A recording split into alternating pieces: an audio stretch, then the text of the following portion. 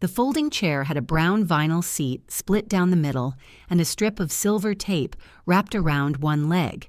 It stood at the far corner of the table, half on the dining room rug and half on the hardwood, as if even the chair couldn't decide whether it belonged. I stopped with my hand on the back of one of the oak chairs. Scott came through the kitchen carrying the ham I had cooked. He nodded toward the folding chair. "Mom, that's yours." For a second, I thought he was joking. My son had inherited his father's dry delivery, but not his ability to tell when a joke had gone sour. Julia pushed her chair back. "Elaine can have mine." No, she's fine." Scott set down the platter and smiled at me, already turning his attention to everyone else. "Mom's easy." That was the word he used. Easy. Around my old dining table, 11 adults waited for me to prove him right. So I sat down. It was the last favor I would do for my son without being asked. At 9 that morning, I had let myself into Scott and Julia's house using the code to their garage. Scott had texted it to me 3 times in 2 days, though it hadn't changed since August. The garage smelled like cold concrete, lawn fertilizer, and the cinnamon pine cones Julia had bought in a net bag and forgotten beside the recycling bin. I stepped around a case of sparkling water and carried in 2 casserole dishes, my overnight bag, and the bakery box containing a pecan pie. Scott believed I still made from scratch. I had made it from scratch until the year I turned 65. Then I discovered a bakery that made one better than mine and charged less than I spent on corn syrup, pecans, and frustration. There are traditions worth preserving, and there are traditions that can be purchased for $32. "Hello?" I called. Something clattered in the kitchen. "Don't come in here," Julia shouted. "I'm already in here." She was standing in front of the open oven wearing Scott's college sweatshirt and one oven mitt. Her blonde hair was twisted on top of her head with what looked like a pencil. Smoke drifted above 2 blackened trays. What happened? The rolls said 12 minutes. And how many minutes did they get? Her face tightened. Maybe 27. I set down the pie. Then they died doing what they loved. Julia stared at me for half a second, then laughed so hard she had to put the oven mitt over her mouth. That was the thing about Julia. She could be controlling about napkin colors, but she was honest in a crisis. She didn't pretend the rolls could be saved. She carried both trays to the sink and dropped them in with the solemnity of a burial. "I'm ruining Christmas," she said. "It's 9:15. I started early. That gives you more time to ruin it properly." She leaned her hip against the counter. "Scott said you'd know what to do." Of course he had. I took off my coat and hung it over a stool.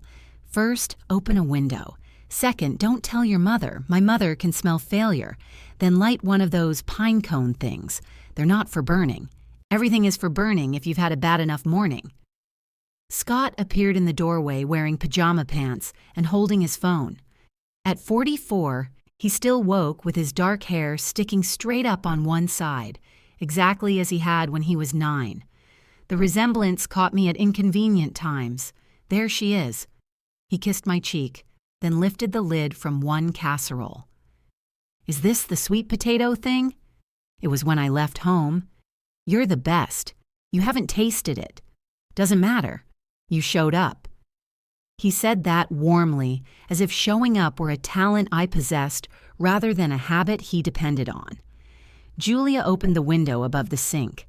"Your mother says my rolls died doing what they loved." Scott looked at the blackened trays. "You bought extra, right, Mom?" "I brought dough." His expression brightened. "See? This is why we need you." Need. Another word that can sound almost like love when it's spoken quickly. He checked his phone and frowned. "Rebecca wants to know if she should bring ice." "You have an ice maker," Julia said. "It's making a noise. It always makes a noise. This is a new noise." I put my purse in the pantry where it would be out of everyone's way. "Tell Rebecca to bring ice." Scott typed the message. "Can you check the gravy? Julia thinks it's lumpy." "I did not say lumpy," Julia said. "I said textured. It has skin." "Everything has skin, Scott. Not gravy. They bickered without heat while I found an apron and tied it around my waist. Their marriage had its own weather. Most days it was breezy, with brief showers nobody remembered by dinner. I had learned not to carry an umbrella for them. Scott and I unfolded the dining table just before noon. It had taken 3 men and a rented truck to move it out of my old house after I sold the place. He had called it an heirloom, though Martin and I bought it on clearance the year Rebecca started college. One corner bore a shallow dent from the time Scott dropped a frozen turkey on it. There was a pale ring near my old seat where Martin had set down a hot coffee pot despite 40 years of access to trivets. I ran my fingers over that ring. "Looks good here, doesn't it?" Scott asked. It did. The room had long windows and enough afternoon sun to bring out the honey color in the oak. Julia had hung a wreath over the sideboard, and the 10 matching chairs fit as if we had bought them for the house. "It looks happy," I said. Scott gave me a sideways look. "Furniture can't be happy. Then it takes after you before coffee." He smiled and bumped my shoulder with his. For a few seconds, we were simply mother and son beside the table where he had once done his homework, where Martin had taught him poker, where Rebecca announced she was moving in with Miles and expected a war, but got a casserole instead. Then Scott's phone buzzed. "Can you set it?" he asked. "Julia wants me to look at the bathroom sink. What's wrong with it?" She heard a drip. "Is there water?" She heard a drip. He was gone before I could point out that sound alone rarely flooded a house. I found Julia's place cards in a shopping bag. She had written each name in gold ink. Scott and Julia would sit across from each other in the middle. Her parents, Patricia and Gordon, would take the armchairs at the ends. Julia's brother Caleb and his wife Denise were beside Gordon. Rebecca and Miles were across from them. My place was next to Patricia. I couldn't help noticing that Scott had put me close to the kitchen. Then I scolded myself for noticing. Someone had to be close to the kitchen. I knew where everything was. If the gravy cooled or the rolls needed another minute, I could slip out without making people move. Useful could be a place of honor. I had believed that for years. By 2, the house smelled like rosemary, butter, and ham glaze. Julia showered and came back downstairs in a green dress, transformed from the woman who had cremated 24 rolls. I had changed too, though less dramatically. I wore a burgundy blouse Rebecca gave me for my birthday, and the pearl earrings Martin bought the Christmas before he got sick. Scott noticed them while stealing a piece of ham. "Dad's?" he asked. I nodded. "They look nice." "Thank you." He ate the ham and reached for another piece. I slapped his hand with a dish towel. "That was your father's, too. He would have wanted me to have it. He would have wanted you to wait until dinner. He never waited until dinner." That was true. Martin used to circle the kitchen on holidays like a well-dressed vulture, pretending to look for bottle openers. The first guests arrived at 4. Patricia came in carrying white lilies and wearing perfume strong enough to season the potatoes. Gordon handed Scott a bottle of bourbon, then hugged me before taking off his coat. "I hear you're the emergency response team," he said. "I'm mostly here to identify the bodies." Julia shot me a look from across the hall and nearly laughed. Caleb and Denise arrived next. Then Rebecca and Miles, 20 minutes late with 2 bags of ice and no explanation. My daughter hugged me quickly before holding me at arm's length. "That blouse looks good. You gave it to me. I know. I have excellent taste." Rebecca had my cheekbones and Martin's ability to turn affection into a joke before it became embarrassing. She glanced past me at the dining room. "Wow, the table looks exactly the same." "It is exactly the same. You know what I mean." I did. At 5:12, when Scott had just opened the bourbon, Julia's phone rang. She looked at the screen and went still. "It's Tessa." The room changed around her name. Julia and her sister had not spoken since the previous summer, after an argument that began over their father's retirement dinner and expanded to include every injury either woman had stored since 1998. Patricia immediately started rearranging her face into an expression of neutrality. Gordon stared into his drink. Julia stepped into the laundry room to answer. Scott followed, shutting the door behind them. Rebecca came beside me at the kitchen island. "What do you think?" I think listening through a door is rude. I'm not listening. You've stopped chewing. She resumed chewing a cheese straw. The laundry room door opened. Julia came out first, pale and bright-eyed. Tessa wants to come, she said. She and Naomi are 10 minutes away. They've been driving around. Patricia pressed both hands together. Oh, honey. She says she doesn't want to talk about anything tonight. She just doesn't want us to have another Christmas like this. Gordon looked down. Scott put an arm around Julia. Then they're coming. No one disagreed. I didn't either. Whatever had happened between the sisters, Christmas was a hard night to spend circling your family's house because you were afraid to knock. Julia looked toward the dining room. We only set 9 places. The table seats 10, Scott said. There will be 11 of us. We'll fit. I have the desk chair upstairs, Caleb offered. It doesn't fit under the table, Julia said. There are folding chairs in the garage, Scott said. Chairs, plural. I heard the word, watched him glance toward the dining room, and still didn't understand. We moved my place card first, then Caleb's. Then Rebecca suggested squeezing 2 chairs along one side. Scott brought in a folding chair and opened it at the corner nearest the kitchen. The split vinyl gave a small sigh as he pressed the seat flat. Temporary, he said. Tessa and Naomi arrived before anyone decided whose temporary place it would be. There were tears in the hallway, restrained hugs, and so much careful kindness that the entire house seemed to be holding its breath. I went to check the rolls. By the time I returned with the bread basket, everyone was gathering around the table. My place card was gone. Scott came through the kitchen carrying the ham. I looked at the folding chair, then at him. Mom, he said, pointing, that's yours. And because every other face at the table looked more breakable than mine, I sat where he put me. The chair sat lower than the others, so the edge of the table landed several inches higher against my body than it should have. I felt like I had wandered into a dinner meant for taller people. Naomi, who had never met me before, picked up the bowl of mashed potatoes and offered it across Tessa. Would you like some? Please. She leaned as far as she could, but the corner of the table was between us. I reached. The folding chair shifted, one leg catching on the rug. Let me, Scott said. He took the bowl from Naomi and set it in front of me. A small kindness if you ignored the problem he had just solved. Julia remained standing beside her chair. We could still switch, she said quietly. Patricia looked from Julia to me. Or I could move. You're fine, Mom. Julia's voice had that stretched quality it got when she was trying to manage several people's feelings at once. Scott pulled out Julia's chair for her. Everybody sit. The ham's getting cold. There are moments when objecting requires more than courage. It requires a willingness to become the subject of the evening. If I had stood and said I deserved one of the oak chairs, no one would have remembered Tessa coming home. They would have remembered the Christmas I made 11 adults debate where my rear end belonged. So I unfolded my napkin and placed it in my lap. Across from me, Rebecca watched with her mouth pressed into a thin line. She had seen. That mattered for about 3 seconds, until Miles asked her to pass the salt, and she did. Scott lifted the carving knife. That one's not for ham, I said. He turned it over. It's a knife.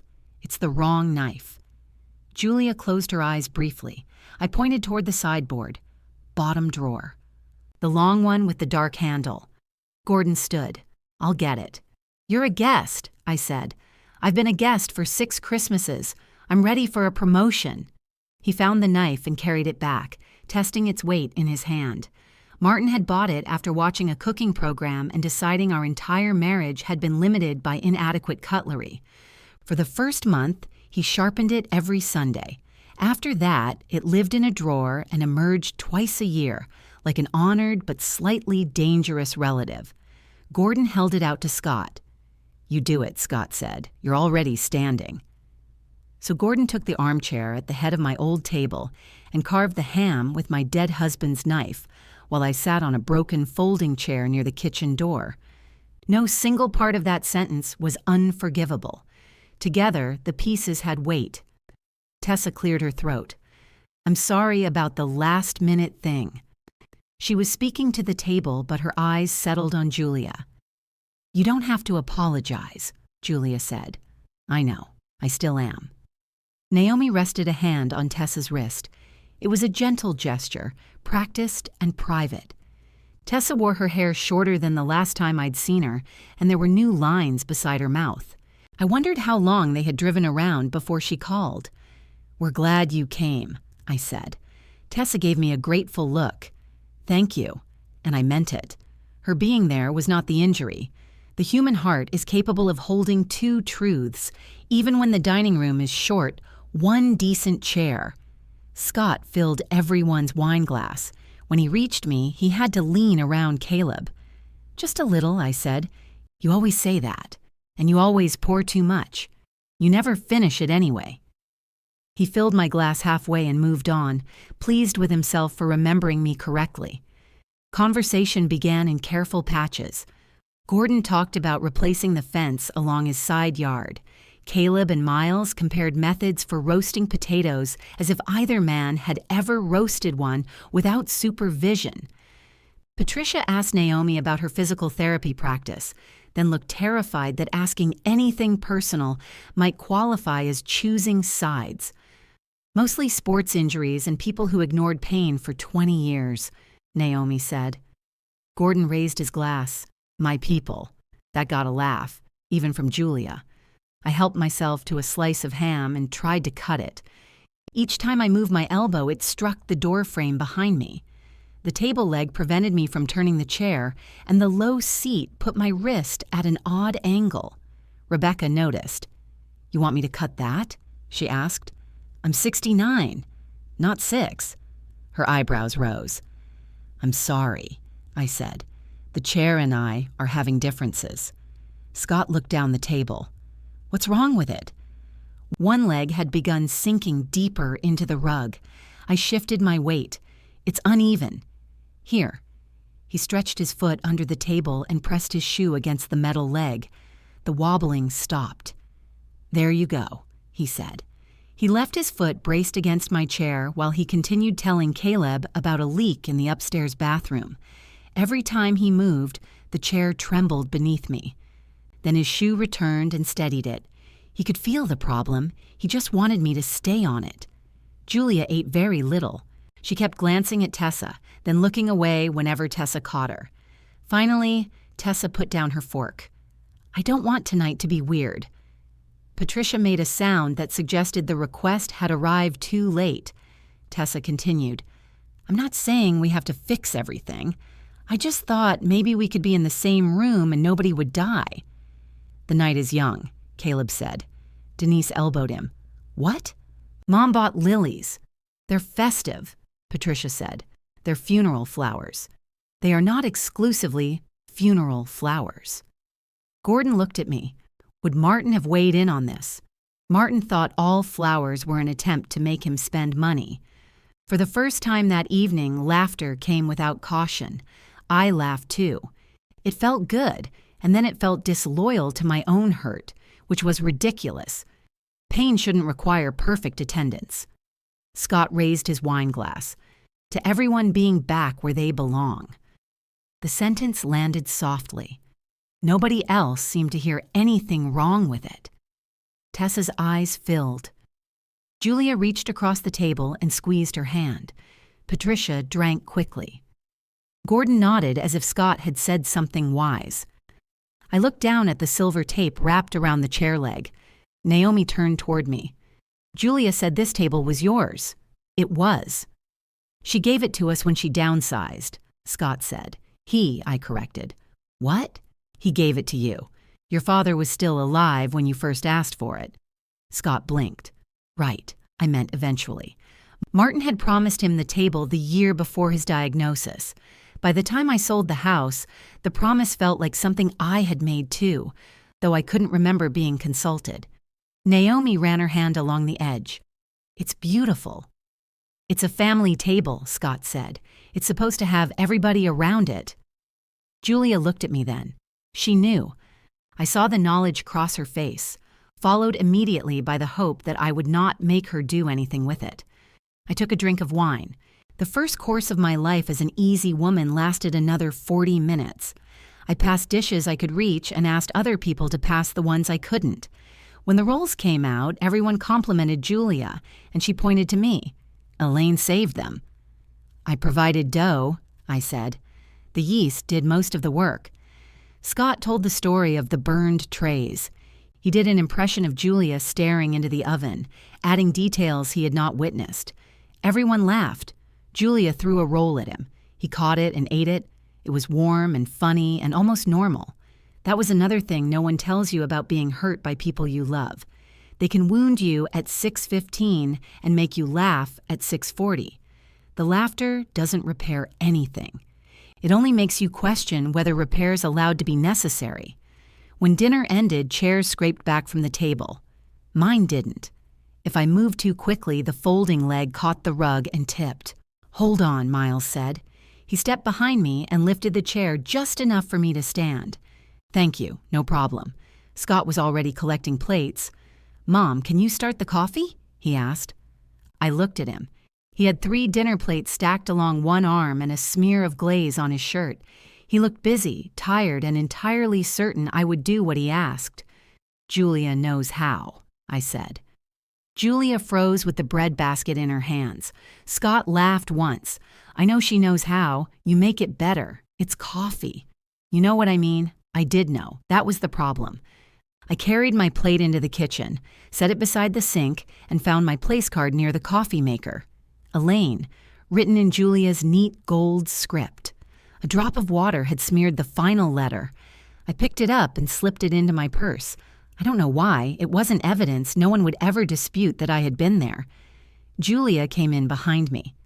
"I'm sorry."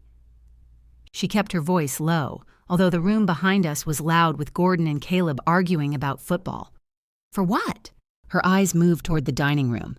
"You didn't put the chair there," I said. "I could have moved." "Yes."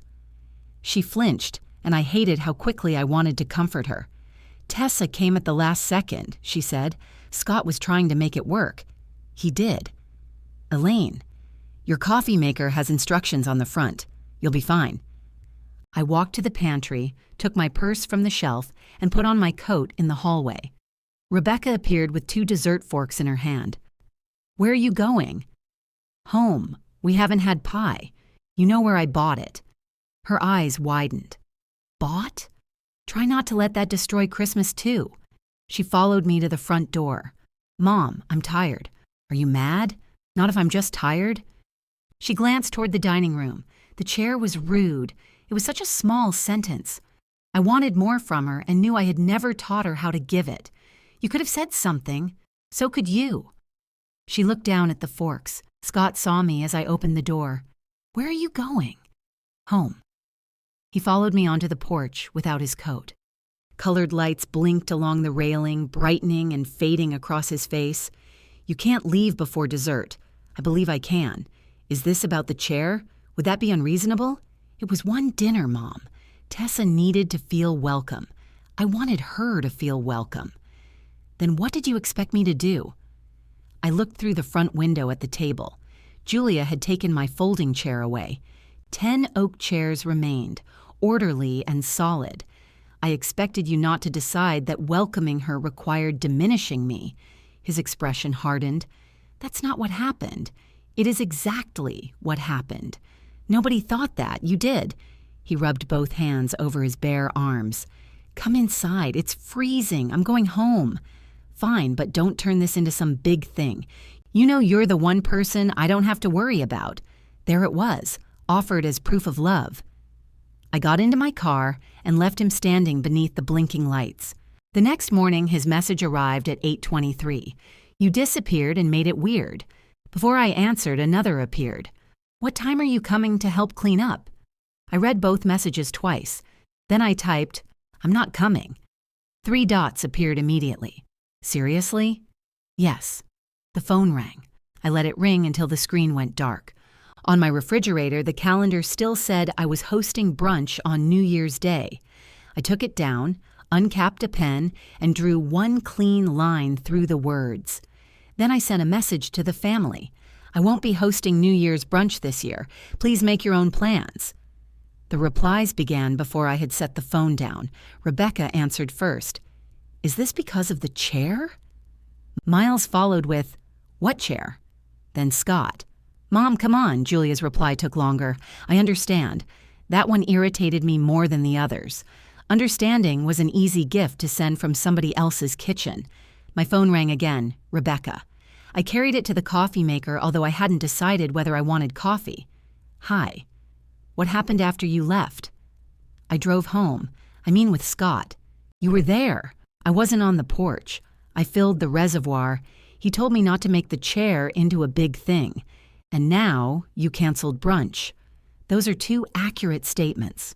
Rebecca sighed. In the background, I heard a cupboard shut and Miles asking where they kept the aspirin. "Mom, I agree the chair was awful. You sat through dinner. What was I supposed to do?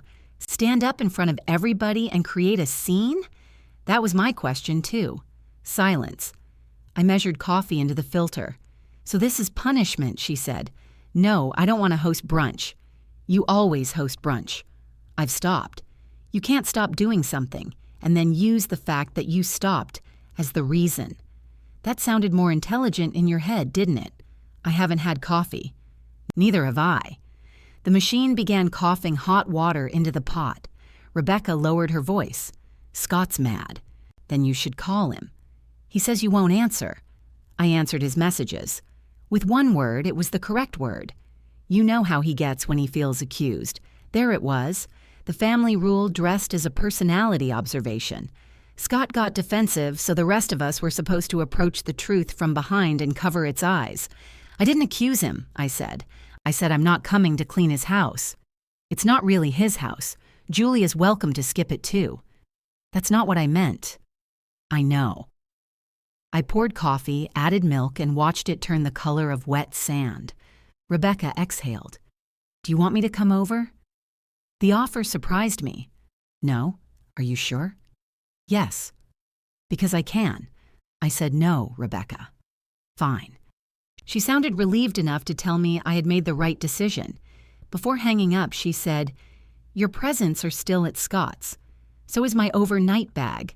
I can bring everything. I'll get them later." "Mom? What?" "Don't spend the day sitting there being upset." "I have other chairs." She made a noise that might have been a laugh, then caught herself. "I'll call you tonight." We both knew she probably wouldn't. The condominium was too quiet after I set down the phone. Quiet had been one of its selling points. No traffic at night, no loud heating system, no branches scraping the roof. Martin used to complain about every sound our old house made, but once we moved into the condo, he began leaving the television on when he went from room to room. He had lived there for 7 months. I drank my coffee beside the window. In the parking lot, a man in slippers was trying to flatten a television box with his feet. Every few seconds, the cardboard sprang back up and nearly threw him into a hedge. Christmas music played from the unit below mine. I could smell somebody's bacon through the vent. My refrigerator contained half a carton of eggs, mustard, celery, and a bottle of champagne I had been saving for New Year's brunch. I took out the eggs and made myself an omelet. It folded badly. I ate it anyway. At 10:30, Julia left a voice message. "Elaine, I don't want to gang up on you. I just wanted to say I'm sorry again. Scott's upset, and I know that's not your responsibility.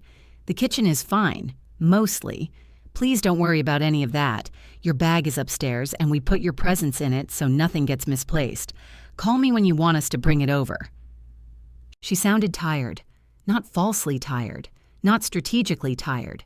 Just a woman who had hosted 11 people, reunited with her sister, and awakened beside a husband who believed the wrong crisis had occurred.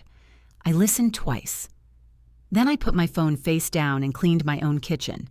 Scott arrived the following afternoon without calling. I saw him through the peephole carrying my overnight bag in one hand and 2 casserole dishes stacked against his chest. The top dish still had a dark line of sweet potato baked around the rim. I considered pretending I wasn't home. He knocked again. "Mom, I can hear the television." I opened the door. "You also know I'm alive because I answered your texts." He held up the dishes. "Can I come in?" "No." That stopped him. I had never denied my son entry to any home I lived in. At the old house, he rarely knocked at all. Even after I moved, he treated my door as a pause in his arrival, not a question. Seriously? I stepped into the hall and closed the door behind me. Scott looked down at the overnight bag. I brought your stuff. Thank you. I took the bag. The weight pulled at my shoulder. He shifted the casserole dishes to one arm and reached to help, but I moved the bag behind me. Julia washed these, he said. I can see that. They're clean. I can see where she attempted it. He looked at the brown rim and scratched it with his thumbnail. Dishwasher, he said. That glaze needs soaking. We ran it twice. Water is not an argument.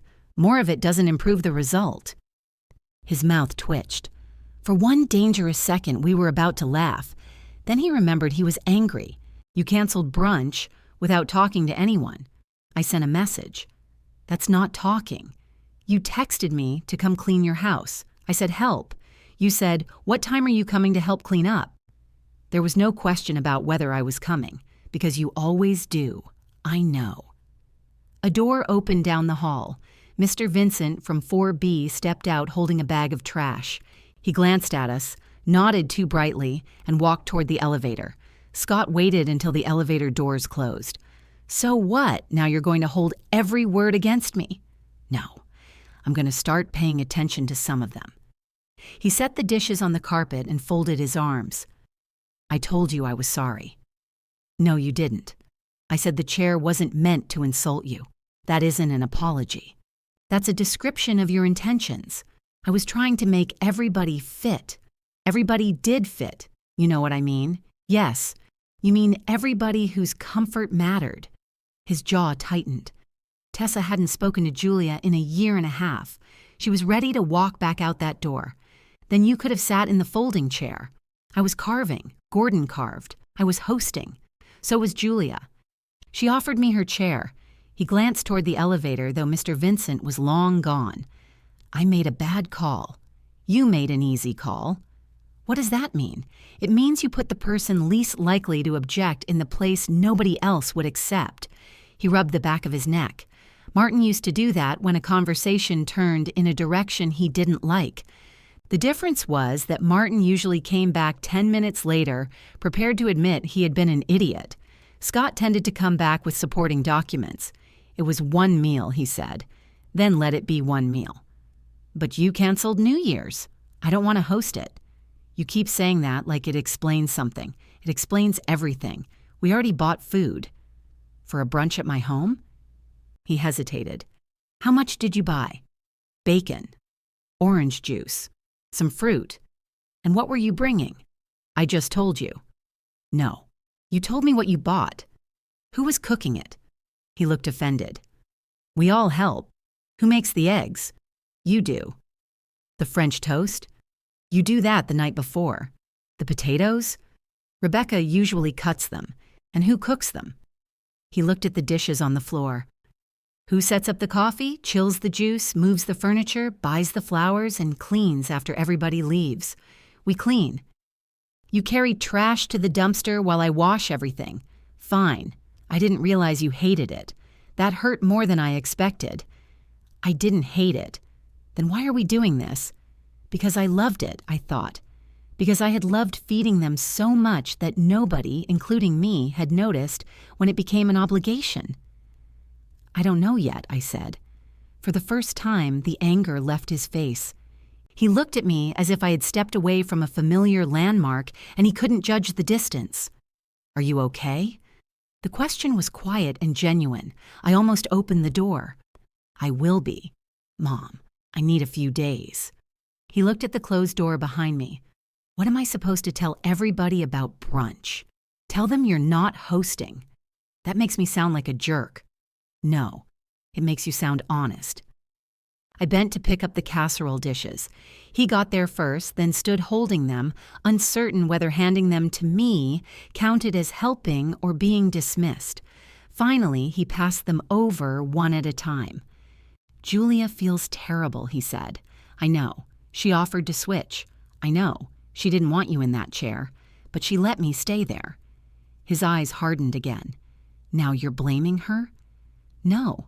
I'm noticing her, too. He shook his head. This isn't you. That was his final attempt. Not anger. Erasure. I opened my door. You're right, I said. It hasn't been. New Year's morning arrived with freezing rain tapping against the windows. At 11, while bacon should have been spitting in my oven and Scott should have been arriving with orange juice he expected me to chill, I sat in my robe eating toast over the sink. My phone stayed silent until 12:16. Then Rebecca sent a photograph of 4 adults crowded into a restaurant booth. Her, Miles, Scott, and Julia. Scott looked irritated. Julia looked exhausted. Rebecca was holding up a mimosa with a smile that did not reach her eyes. Patricia and Gordon went to Caleb's, she wrote. Apparently we have divided into factions over eggs. I started to type a joke. Deleted it. A second message came. You could have joined us. No, I couldn't have. Not without turning my absence into a performance everyone could forgive themselves for misunderstanding. I put the phone away. At 12:30, someone knocked. June Keller stood outside my door holding a bottle of champagne in one hand and a bowl covered with foil in the other. We had known each other since before either of us was widowed, though lately our friendship consisted mostly of elevator conversations and invitations. I declined because my family might need me. I made too much hash brown casserole, she said. You live alone. I am bad at portions and excellent at excuses. She lifted the bottle. I also heard through the wall that you are not hosting 50 people. 11. The walls exaggerate. I stepped aside. June looked at me carefully. Do you want company? Or should I leave this and pretend I never saw your robe? I looked back at my silent kitchen. Come in, I said. She entered without assuming I would feed her. That alone felt unfamiliar. June set the casserole on my counter and kept hold of the champagne. Do you have glasses or are we drinking from coffee mugs? Cabinet over the sink. She opened it and examined the shelves. You have actual champagne flutes. They were a wedding gift. You've been married since glass was invented. I'm surprised they survived. Martin was afraid of anything with a stem. He thought it was a trap. June took down 2 flutes and handed them to me. She didn't start moving things around. She didn't ask where I kept the plates and then opened 5 drawers before I answered. She stood in my kitchen as if it belonged to me. I found a baking dish and transferred some of her casserole into it. You don't trust my foil pan? I trust the pan. I don't trust my oven. You bought that oven 6 months ago. That's why. We're still getting to know each other. The champagne cork struck the ceiling with a loud pop and left a faint gray mark. June looked up. Now it knows me too. We ate at my small round table, the one I bought after giving the oak table to Scott. It had 4 chairs, none matching, because the furniture store had been selling the display set at half price. Martin hated mismatched things until the day he learned how much they cost. June raised her glass. To not hosting. I used to enjoy it. Enjoyment and servitude share a property line. That's dramatic. I've been drinking since 12:30. I took another bite of casserole. It was heavy with cheese and completely inappropriate for anyone who wanted to remain conscious all afternoon. What happened? She asked. Nothing. Then why are you wearing lipstick with your robe? I touched my mouth. I had forgotten applying it. After seeing Rebecca's restaurant photograph, I'd gone into the bathroom and put on lipstick as if I needed to look presentable in case somebody's life continued without me. It's a long story. I brought a full bottle. So I told her, not every detail. I did not describe Scott's foot braced against the chair leg because that part still felt too strange to say aloud. I told her about Tessa arriving, the table being crowded, and Scott pointing to the folding chair. I told her I left before dessert and canceled brunch the next morning. June listened without interrupting, which made me add more than I intended.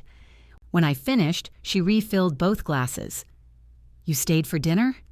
That's what you got from the story? I'm making sure I understand. It was Christmas. So 11 people were there, and 10 chairs. 10 proper chairs. Right. You stayed. I sat back. You would have left? I would like to believe I would have set the chair on fire. You can't burn metal. The seat was vinyl. The smell would have been terrible. Then everyone would remember me. I laughed, and some tight place in my chest gave way. June ate another forkful. Alan used to give me the burnt hamburger. Her husband had been dead almost 6 years. Unlike Martin, who complained fluently and often, Alan had been quiet. Even his jokes sounded private. Why? Because I said I didn't mind. That's different. Of course it is. Mine had pickles. I mean, Scott wasn't deciding which food I got. No. He was deciding who could absorb the inconvenience. I looked toward the window. June softened. I'm not saying he doesn't love you. I know he loves me. I know you know. That's why we're talking about a chair and not changing your locks. I already told him he couldn't come in. Her eyebrows rose. You did? I stood in the hall. Elaine Mercer, you animal. It wasn't dramatic. It was for you. I wanted to argue, but she knew me too well for a woman I had barely seen beyond the elevator in 2 years. She traced one finger through the moisture on her glass. You trained them. I raised them better than this. I didn't say you raised them badly. I said you trained them. Every time they needed something, you made it happen before they had to feel the need. That's what mothers do. Sometimes. Then the mothers complain nobody can see the work. I'm not complaining about work, aren't you? No, I'm complaining that my son seated me like an extra piece of luggage. And why was he sure you'd stay? The answer annoyed me because I had already given it to Scott. I was the easiest person to disappoint. June nodded. That doesn't happen by accident. My phone rang on the counter. Scott. June glanced at the screen. I can go. You just opened champagne. I can stumble 20 feet down the hall. Stay. I carried the phone into my bedroom and closed the door. Hello? Happy New Year, Scott said. His voice was cautious. Happy New Year. Did you eat? I looked toward the living room. June's laugh came through the wall as something on the television surprised her. Yes. What did you have?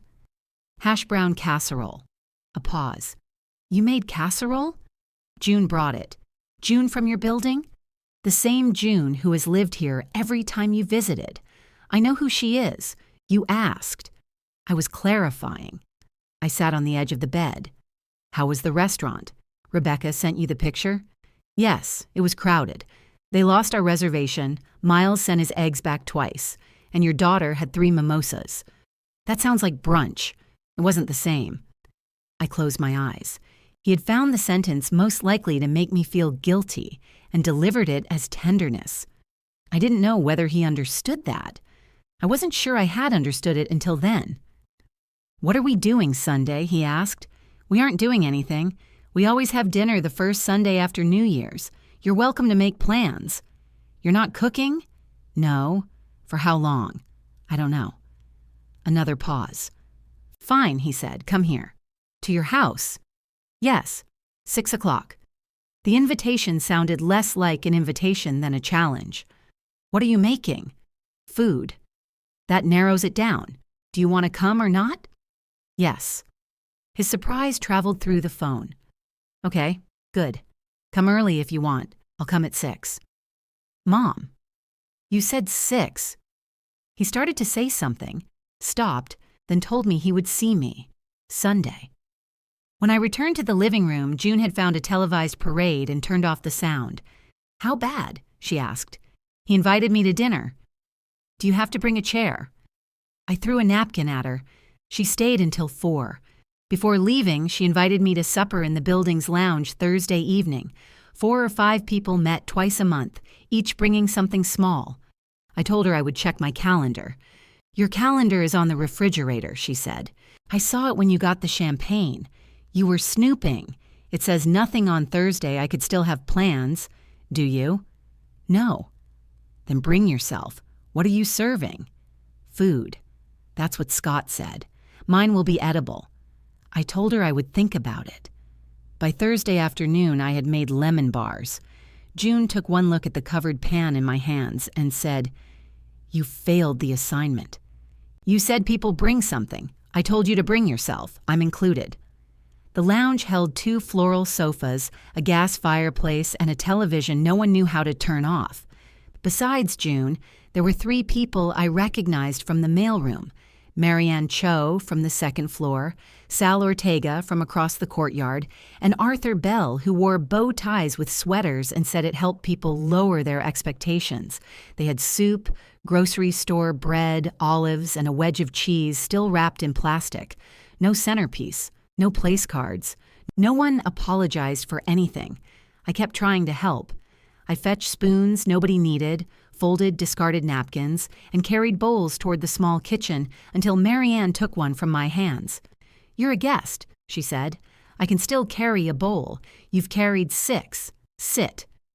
The words should have sounded rude. Instead, they sounded like permission. I sat. Nobody asked what Scott did for a living or how Rebecca's husband was. They asked whether I liked the condo, what I read, and why I had not come to supper before. "My family keeps me busy," I said. June bit into a lemon bar and looked away. "Sunday afternoon," Scott called at 4:15. "Where are you?" "Home." "I thought you were coming." "At 6. We're eating at 6. That's what an invitation generally means. I figured you'd come early. You said I could if I wanted. You always want to." I looked at the clock. My coat was already laid across the chair. I had spent most of the day resisting the urge to drive over with onions, broth, and 3 possible side dishes. "Do you need something?" I asked. He hesitated. "The chicken's supposed to be at $3.75, right? What does the recipe say?" $4.25. "Then why are you asking me?" "That seems high. Is it whole or pieces?" "Pieces. $4.25 is fine. What about the sauce? What about it?" "It's thin. It may thicken in the oven." "May?" "Scott, do you need me to come fix dinner?" "No." "Then I'll see you at 6. He hung up without saying goodbye. I arrived at 5:58 carrying a bottle of wine. Through the front window, I could see Scott moving quickly between the kitchen and dining room. Julia opened the door before I knocked. "You came," she said. I said I would. Her smile was relieved but uncertain. "You didn't have to bring anything. It's wine." "I know. I just meant you didn't have to." Scott appeared behind her wearing an apron dusted with flour. "What happened to you?" I asked. "The potatoes. Did they attack?" "They stuck to the pan." He looked past me toward the driveway as if groceries might still be following. "You really came at 6, 2 minutes before." "Right." In the kitchen, every cabinet door stood open. A saucepan bubbled too hard on the stove. Rebecca and Miles were already seated with drinks, wisely pretending not to notice anything. Scott pointed toward the saucepan. "Can you look at that?" I took off my coat. "No." He stared at me. "You invited me to dinner," I said. "I'm here for dinner." For several seconds, neither of us moved. Then Julia reached past him, lowered the burner, and said, "I think that's all it needed." Scott looked at the stove, then at me. "Sit down," he said. So I did. This time, the chair did not move beneath me. My place setting was beside Julia, in one of the oak chairs without arms. Scott sat across from me. He had put himself closest to the kitchen. I also noticed that he noticed me noticing. "Wine?" he asked. "Yes, please." He poured without commenting on how much I would drink. Progress sometimes arrives so quietly you can mistake it for good manners. Rebecca lifted her glass. "Should we make a toast?" "No," Scott said. Miles looked at the ceiling, smiling. "What?" Rebecca asked. "You toasted at Christmas." "I'm aware." Julia brought in the chicken. It was browned beautifully on top, surrounded by lemon halves and sprigs of thyme.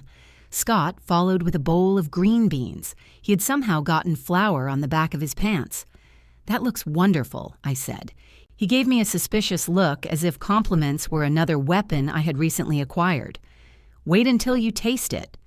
The potatoes arrived last. Most were golden and crisp. Several had black undersides where Scott had separated them from the pan using what looked like a paint scraper.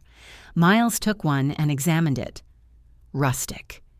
"Eat it," Scott said. Dinner began with the exaggerated silence of people determined not to discuss why we were there. Knives touched plates. Julia asked Rebecca about a new sofa she and Miles were considering. Miles said he had not realized they were considering a sofa.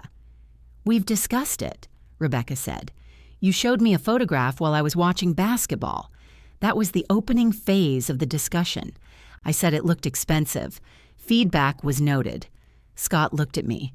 "Do you want sauce?" "Yes." The sauce had not thickened. It spread across the plate and pooled against the green beans, but it tasted of garlic and lemon and was better than several sauces I had served while pretending they were intentional. "The chicken is good," I said. Scott cut into his. "It's dry. Mine isn't."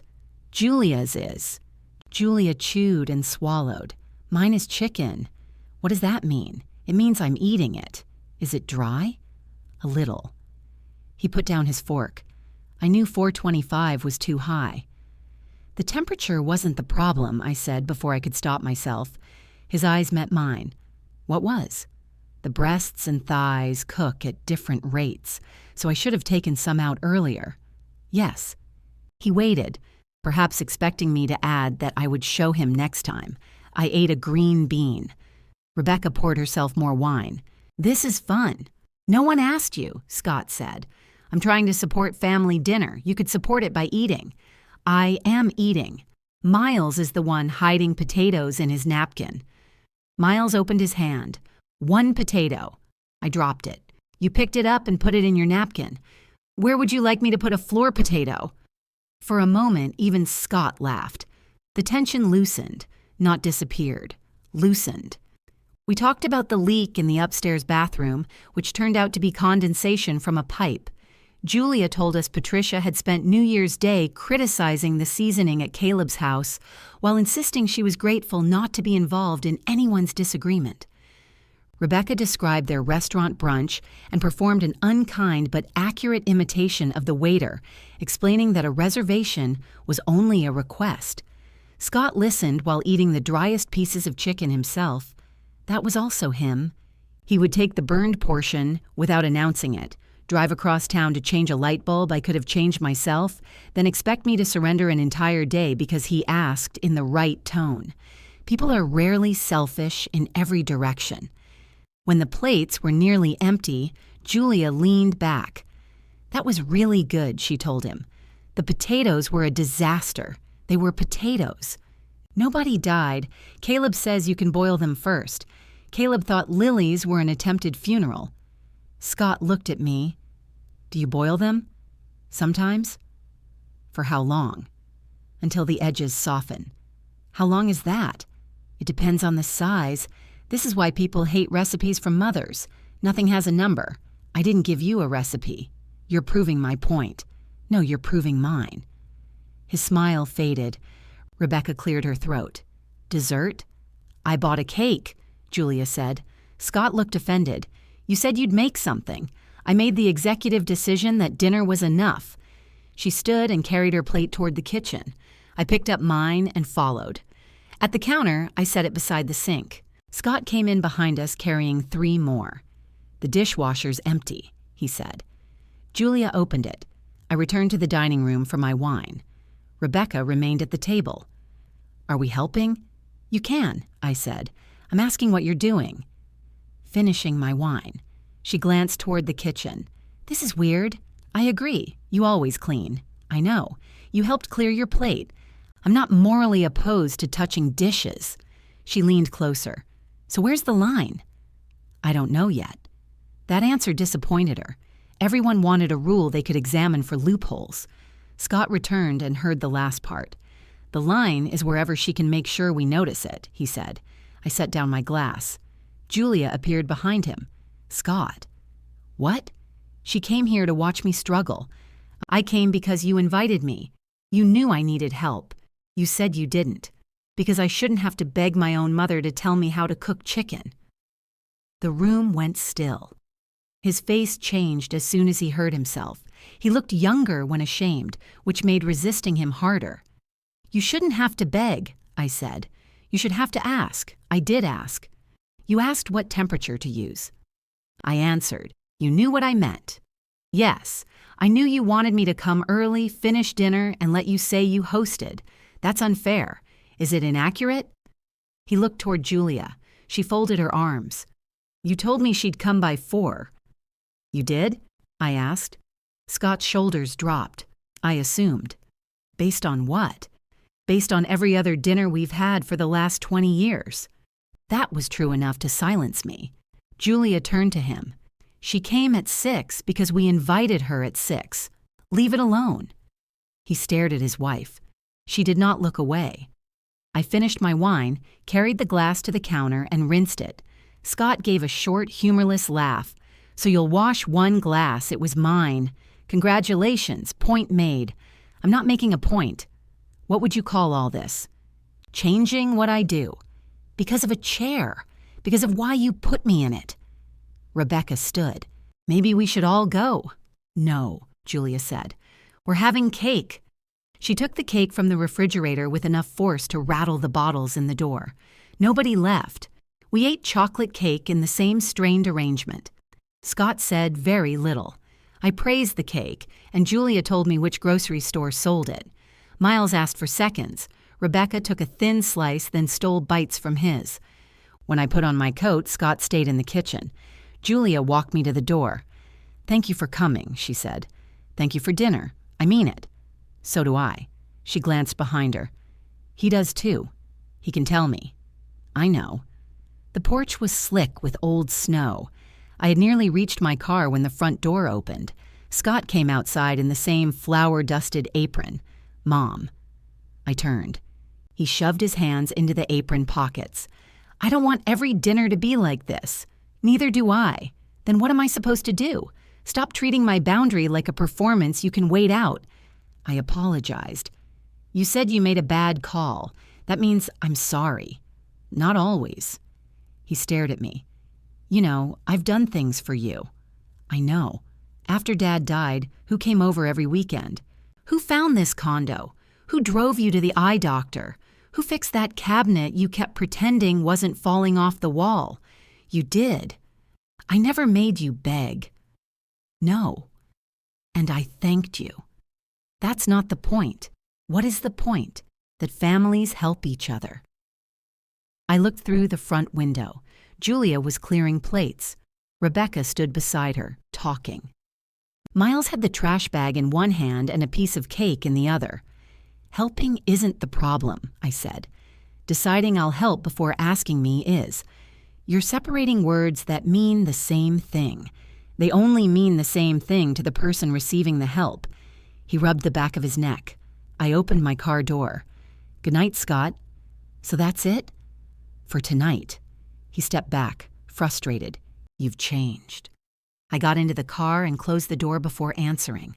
I cried before I reached the main road. Not dramatically, no sobbing into the steering wheel. Tears simply ran down my face while I waited at a traffic light, and I wiped them away with the back of my glove. He had remembered the cataract surgery. He had found my condo after I admitted the stairs in the old house frightened me. He had fixed the cabinet. He had done all of those things without being asked twice. Love rarely presents clean evidence. By the time I reached home, I had almost convinced myself to call him and offer Sunday dinner the following week. My body knew the routine. I could picture the roast, the vegetables, the way Scott would arrive early and steal whatever I had just sliced. Instead, I put my coat away and washed my face. Julia sent a message before I went to bed. Thank you for coming as a guest. I read it 3 times. Rebecca waited 2 days before calling. Lunch, she said when I answered. Is that a noun or a command? An invitation. Wednesday. Just us. Why? Do I need a reason? Historically, yes. That was mean. It was accurate. She was quiet for a beat. I want to see you. We met at a cafe halfway between our homes. Rebecca arrived 7 minutes late, which for her was practically early, and brought no one with her. She ordered a turkey sandwich, then changed it to soup after I ordered soup. We sat beside a window overlooking a parking lot streaked with dirty snow. For several minutes, she talked about everything except Christmas. The sofa Miles didn't know they were buying, a neighbor who had installed a motion light bright enough to interrogate aircraft, the possibility of repainting their bedroom. Finally, she tore her roll in half. "I should have offered you my chair. You didn't." "I know. You also didn't put me there.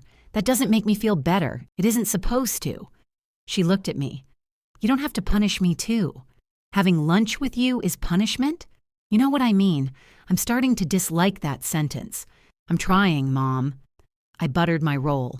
Rebecca looked down at hers. When I saw the chair, I thought it was awful. Then I thought if I said something, Scott would get defensive, Julia would cry, Tessa would leave, and you'd tell me not to make a fuss. She waited. I couldn't deny it. "You would have told me to sit down," she said. "Probably. So we all did what you trained us to do." The echo of June's words made me look up. "Have you been talking to my neighbor?" "No." She said something similar. "Then your neighbor is brilliant. She also puts walnuts in hash brown casserole." Rebecca smiled. It was not forgiveness. It was not repair. But it was the first conversation I could remember having with my daughter that belonged only to the two of us. When the check came, she reached for it. "I invited you," she said. I let her pay. The next morning, a delivery truck stopped outside my building. 2 men carried an enormous box into my living room. The label showed an upholstered dining chair with a high curved back, brass nail heads, and carved wooden arms. A small envelope was taped to the top. Inside, in Scott's handwriting, were 6 words. "No more bad chairs. Love you." The chair was even larger than the photograph on the box suggested. Once the delivery men freed it from the cardboard and plastic, it occupied nearly as much space as my small table. The fabric was deep blue velvet. The wooden arms curled outward and the back rose high enough to be visible from the hallway. It looked less like a dining chair than something a bishop might use to deliver disappointing news. One of the delivery men brushed bits of foam from his shirt. "Where do you want it?" "Back in the box." He glanced at his partner. "Ma'am, we're only authorized for delivery." "Of course you are. We can put it wherever you like." I pointed toward the table. They placed it beside one of my mismatched chairs. The seat was several inches higher and the arms would not fit beneath the tabletop. The taller man gave me the expression service workers use when they understand a customer's problem, but have been professionally forbidden from sharing an opinion. "Looks comfortable," he said. "I'm sure the Pope sleeps well too." They left the box folded against my living room wall and the chair blocking the path to the balcony. My phone rang before the delivery truck had pulled away. "Did you get it?" Scott asked. "I got something. You don't like it." "I didn't say that. You used your hostage voice." "I don't have a hostage voice. You sound extra calm when you're furious." I sat in the new chair. It was comfortable.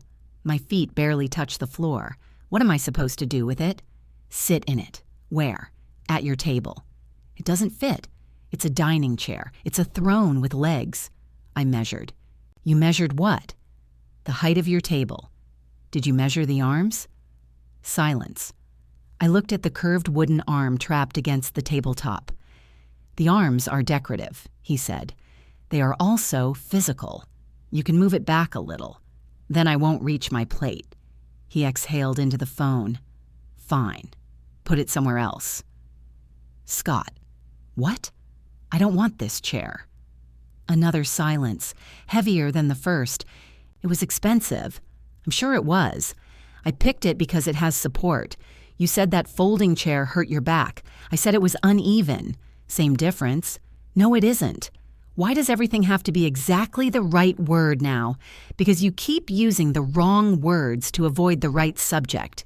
He laughed once. "I bought you a chair because you were upset about a chair. I was upset about being treated as the person who could be displaced without consequence. And now you have a chair no one else can take. That may be the saddest description of a gift I've ever heard. What do you want from me?" There was genuine desperation in the question. He had spent money, researched furniture, arranged delivery, and written "Love You" on the card. In his mind, he had built a bridge. I was refusing to walk across because I disliked the railing. "I want you to understand why it hurt." "I do understand." "Tell me." You got a bad chair at Christmas. No, you felt left out. Closer. Mom, I'm not taking a test. Then stop trying to purchase the answer. His voice sharpened. You know what? Keep it, return it, throw it off the balcony. I was trying to do something nice. I know. You don't act like it. I know it was meant to be nice. That doesn't make it useful. So now my help has to be useful, but yours can't be expected at all. The sentence landed exactly where he aimed it. I looked around my living room. He had hung the curtain rod, assembled the bookcase, and spent an entire Saturday replacing cabinet hinges because one door sagged. His fingerprints were all over the home, where I was denying him entry. This isn't a ledger, I said. You're the one keeping score. I'm trying to stop keeping score. Could have fooled me. He hung up. I stayed in the chair until my feet began tingling. June knocked 15 minutes later. She leaned into the room, saw the blue velvet back, and stopped. Did the Vatican open a branch office? My son sent it. Of course he did. What does that mean? It means no woman would choose a chair that requires its own address. She circled it. Comfortable? Unfortunately, June sat. Her feet did not touch the floor either. I feel powerful, she said. Bring me someone to pardon. I'm returning it. She ran one hand over the velvet. Good. You just said it was comfortable. So is denial. I told her about the conversation. Unlike New Year's Day, she interrupted frequently. She asked how much the chair cost, whether the store accepted returns, and why Scott thought brass nailheads communicated remorse.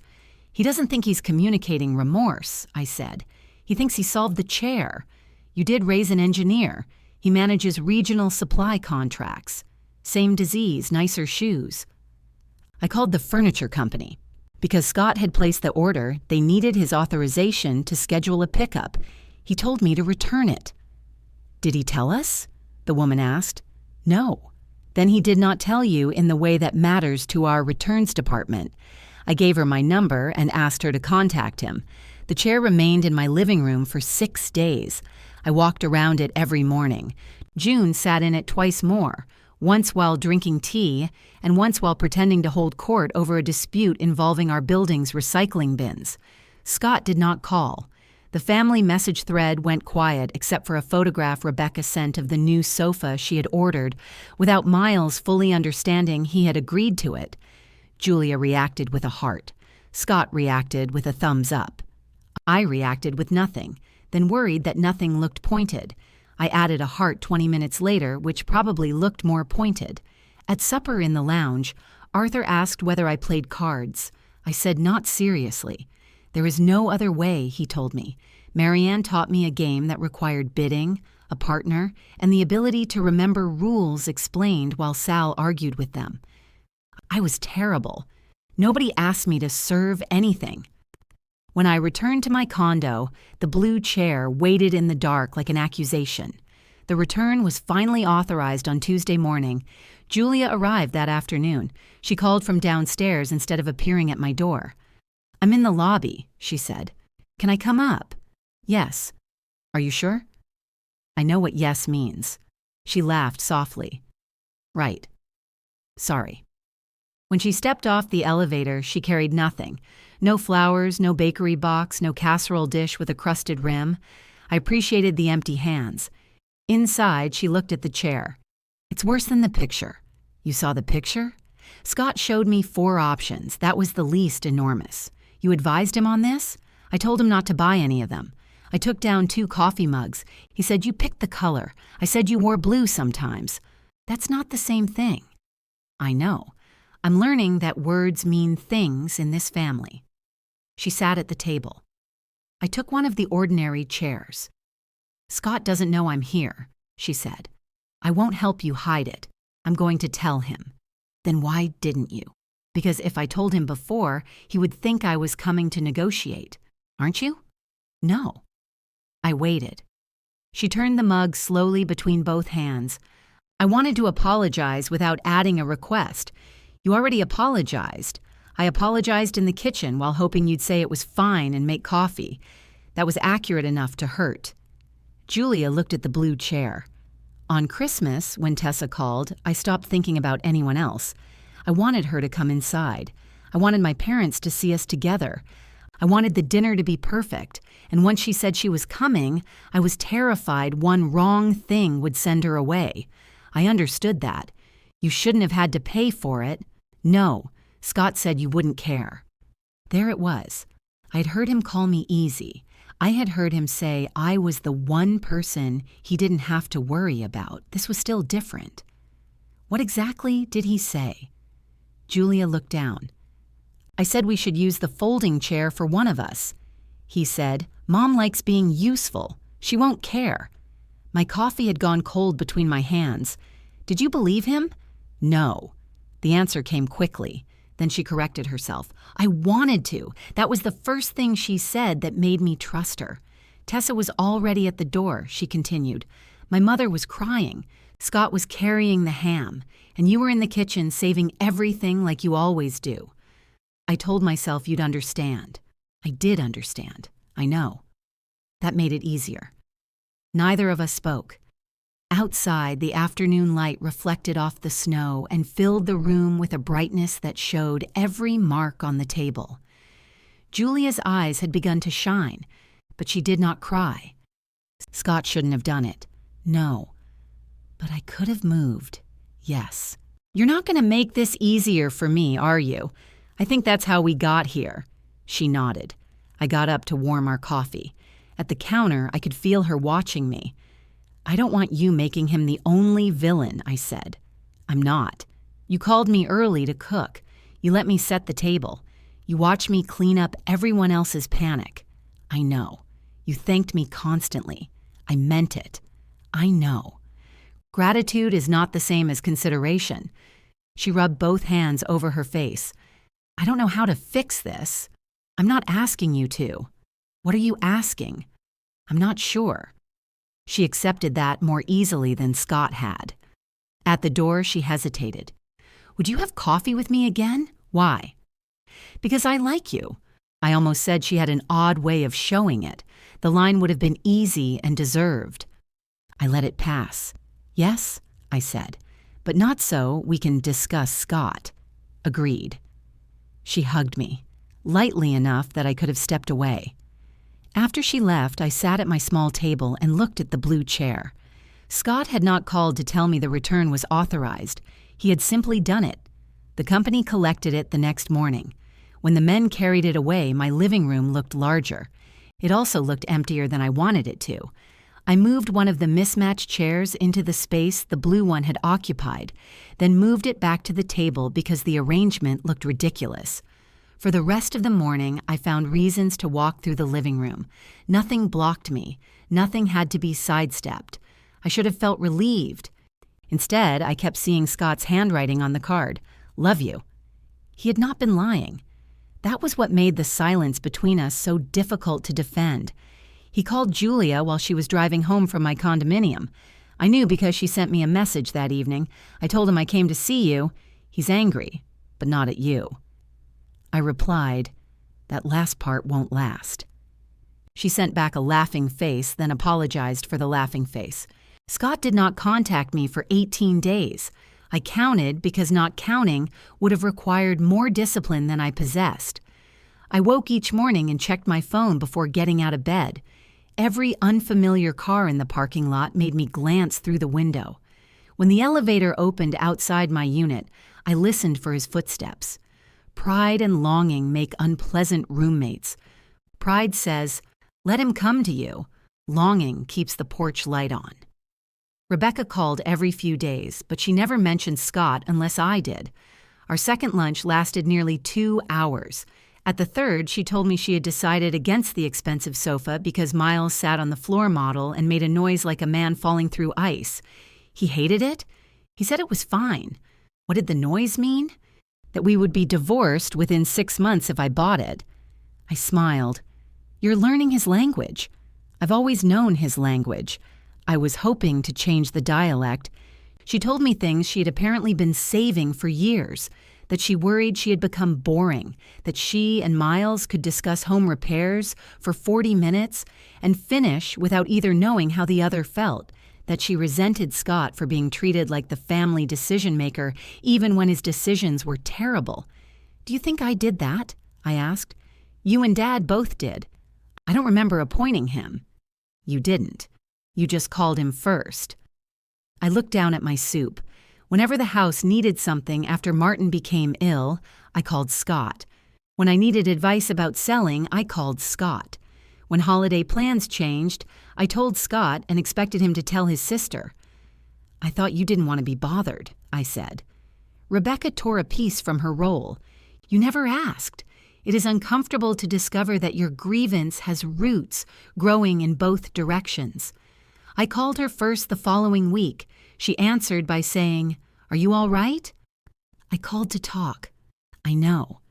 That's why I'm worried." Julia and I had coffee too.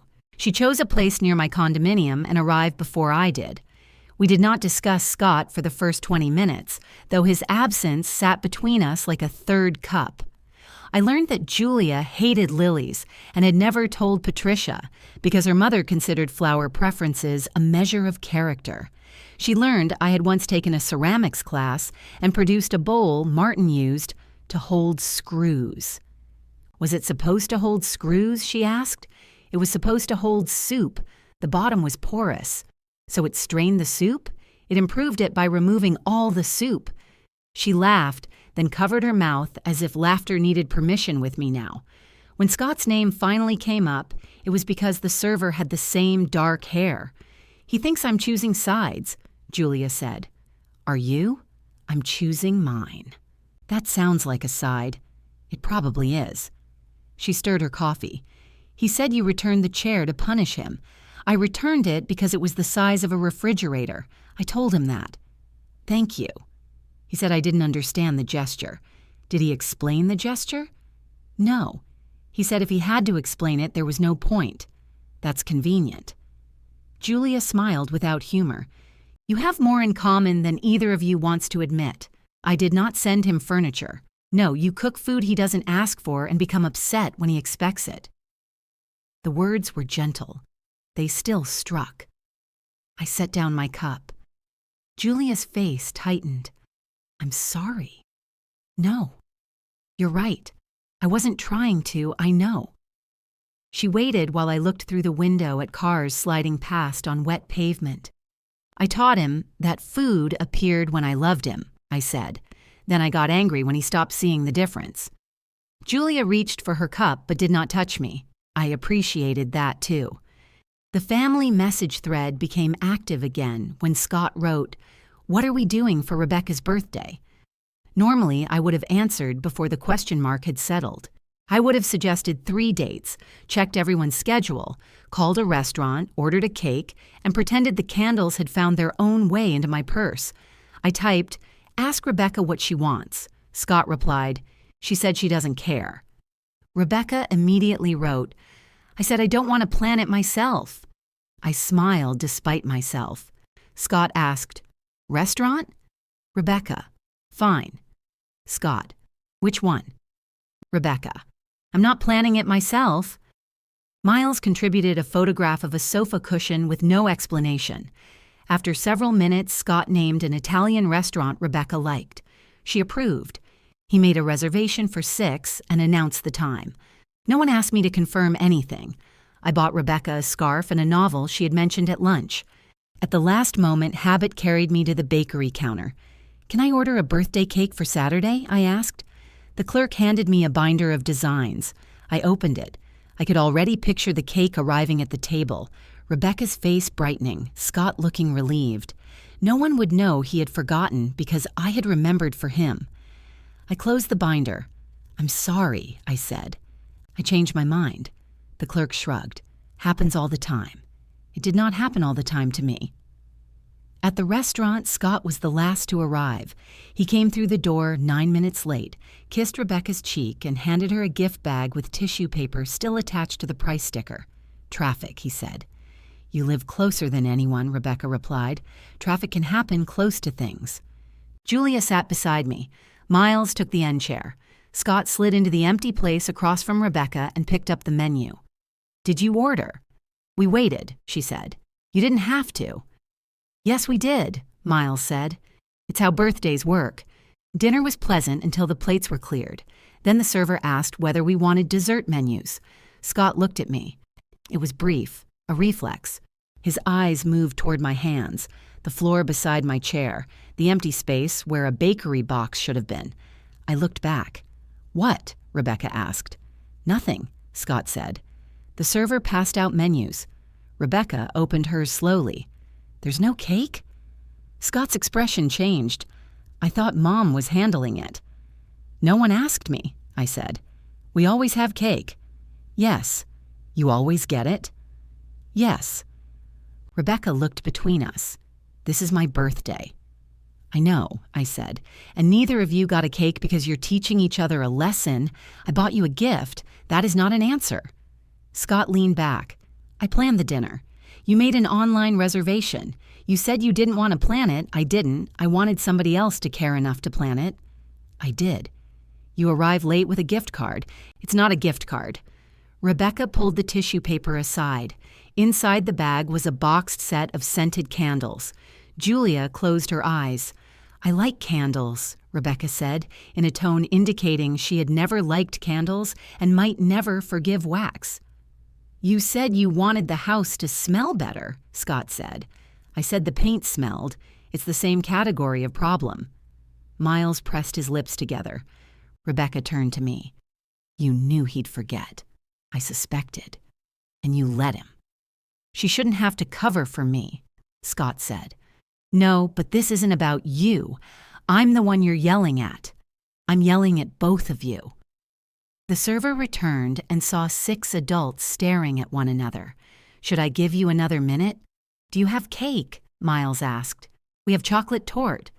Put a candle in it, Rebecca said. Apparently, I'm building my own memory.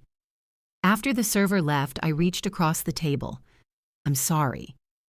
Rebecca looked at my hand but did not take it. I did know there might not be a cake, I said. I wanted Scott to handle what he arranged.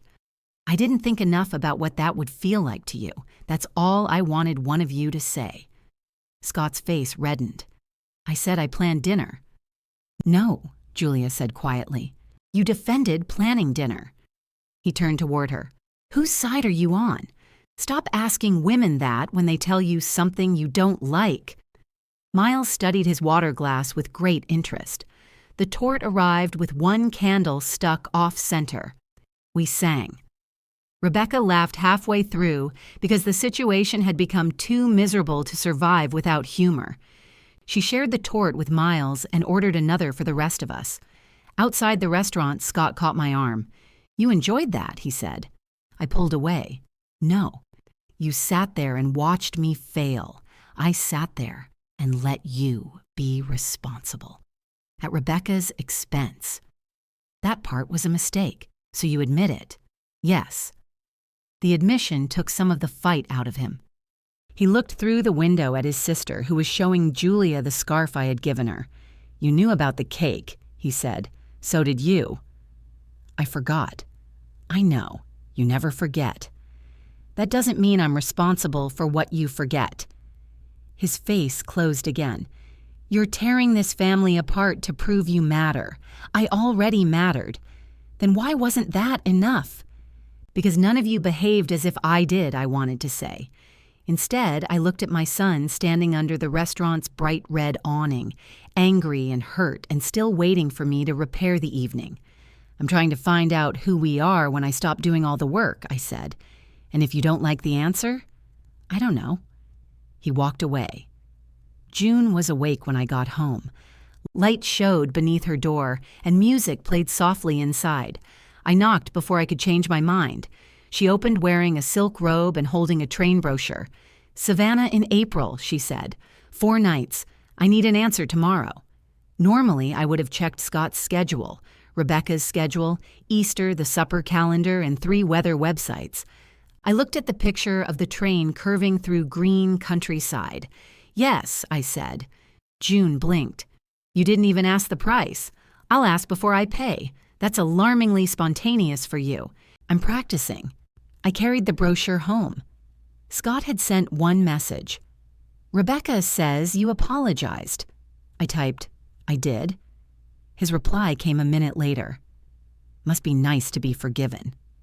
I set the phone face down and opened the brochure. The train brochure listed prices in type small enough to require both my reading glasses and a willingness to be disappointed. June came over the next morning with her laptop. 4 nights, 2 rooms, breakfast included, she said. We leave Thursday and come back Tuesday. That's 5 nights. 1 is on the train. Sleeping on a train is not a night. It's a transportation emergency. You haven't even tried it. I've used a public restroom at 60 miles an hour. She turned the computer toward me. The price was more than I would ordinarily spend on 4 days and less than Martin had spent on a riding lawnmower we did not need. "Easter is that Sunday," I said. "I know. My family usually." June closed the laptop. "What are you doing?" "Waiting." "For what?" "For you to decide whether usually is a plan." I looked at the brochure again. Savannah in April. Oak trees, old squares, sunlight over water. Martin and I had talked about taking that train twice. The first time, Scott was changing jobs, and I decided he might need help. The second time, Rebecca was repainting her kitchen and asked whether I could be available if the contractor arrived while she was at work. Neither had needed me. The trip had simply become easier to postpone than to take. "Open it," I said. June lifted the laptop screen. I entered my credit card number before responsibility could invent a reason to stop me. The confirmation email arrived with an image of 2 smiling women drinking coffee beside a train window. They were at least 20 years younger than June and me and had packed hats no sensible person would wear near railroad machinery. June leaned over my shoulder. "We need hats. We need luggage." "I own luggage. You own 3 tote bags and a suitcase with 1 wheel. It has 2 wheels. They're on the same side." I printed the reservation. The family learned about Savannah when Rebecca asked in the group message who was hosting Easter. I waited.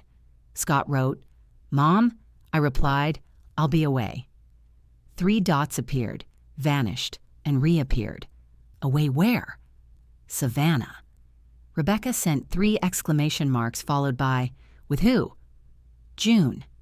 Julia replied, "That sounds wonderful." Scott called, "You're going on vacation for Easter? I'm taking a train to Savannah. You know Easter is that weekend?" "Yes." "Did you book it before or after Christmas?" "Why?" "I'm trying to determine whether this is another statement. It's a trip. You don't take trips." I'm beginning to understand how that happened. He was quiet. "Who's hosting?" he asked. "I don't know. You always host Easter." "Then this will be different. Mom, you can take a train any weekend. This train leaves on Thursday. Trains leave every day. Not the one I booked. You're doing this on purpose. I'm doing it because I want to go. That's what I mean." He hung up before I could answer. For the next several weeks, Savannah existed on my refrigerator beneath a magnet shaped like a tomato. I bought walking shoes. June borrowed a suitcase from Marianne and returned it because the zipper made her feel judged. Arthur gave us a list of restaurants and crossed out 2 after remembering arguments he'd had with the owners. Scott remained distant but not absent. He sent me a photograph of the bathroom pipe after he repaired it. I told him the work looked good. He replied with a thumbs up. When my car made a rattling noise, I nearly called him. Instead, I drove to a repair shop. The mechanic found a loose heat shield and fixed it for $30. I spent the drive home wondering whether independence was supposed to feel victorious or merely inconvenient. Then Scott called on a rainy Thursday afternoon. "I need a favor." He said the words carefully, as if reading from instructions. "What do you need?" "I'm having a molar taken out tomorrow." Julia was supposed to drive me, but Tessa has an appointment she can't go to alone. "Is Tessa all right?" "It's routine. She's nervous." Julia was choosing her sister. I understood what that choice might cost in their still fragile reconciliation. "What time?" I asked. 8:30. "I'll pick you up at 7:45. He paused. "That's it? What else?" "I thought you'd say no. I'm not refusing everything you ask. It feels like it." "You asked." I answered. The next morning, he came out of his house wearing sweatpants and a jacket that didn't match. Scott believed coordinated clothing was a waste of mental energy before 9. "You don't have to come in," he said when we reached the dental office. "I know. They said it could take an hour. I brought a book. You could leave and come back." "I could." He waited. "I'm staying," I said. Relief crossed his face. He covered it by checking his phone. After the procedure, he emerged with gauze in his mouth and an expression of personal betrayal. The dentist gave me a sheet of instructions even though Scott was standing beside me. "He's an adult," I said. The dentist smiled. "He may not remember everything." Scott mumbled something through the gauze. "What did he say?" the dentist asked. "He said thank you." Scott glared at me. In the car, he leaned his head against the window. "Do you want to go straight home?" I asked. He nodded. "Do you need me to stay?" He shook his head. "Julia will be back by noon?" Another nod. I drove without turning on the radio. At a traffic light, he reached into his pocket and handed me a folded piece of paper. It was the aftercare sheet. "You can keep that," I said. He pointed to the paragraph about pain medication. "You want me to read it?" He nodded. "Take the first dose before the numbness wears off. Don't combine it with alcohol. Eat soft foods. No straws." He made a questioning noise. "No straws?" He mimed drinking. "The suction can disturb the clot." His eyes widened. "I'm sorry that knowledge has entered your life." He closed his eyes again. At his house, I walked him inside. The kitchen counter held yogurt, soup, and a bag of frozen peas labeled "For Face" in Julia's handwriting. "She's prepared," I said. Scott took the gauze from his mouth. "I'm sorry I didn't sit in the chair. I went still." His cheek had started to swell, and the words came out thick. "What?" "At Christmas. I should have sat there." It was not the apology I wanted. It was also not nothing. "Yes," I said, "you should have." He looked at me, waiting. I kissed his forehead. "Take your medicine." On the drive home, Hope arrived so quickly it frightened me. I pictured him calling that evening. I pictured the conversation we had been circling for months. He would say he finally understood, and I would tell him I loved him, and our new boundaries would settle into place without anyone having to lose anything else. He sent a message 3 hours later. "Thanks for the ride," I replied. "You're welcome." Nothing followed. Julia called that evening to thank me. She said Scott was sleeping and had eaten half a bowl of soup. "He told me what he said to you," she added. "I wasn't sure he would remember. He remembers. Good. He thinks that should be enough." My hope returned to its proper size. "Do you?" I asked. "No." The train left beneath a gray April sky.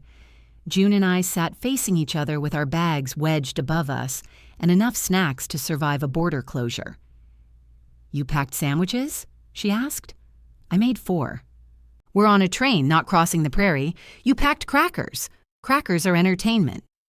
Outside the window, warehouses gave way to fields, then towns with water towers and church steeples.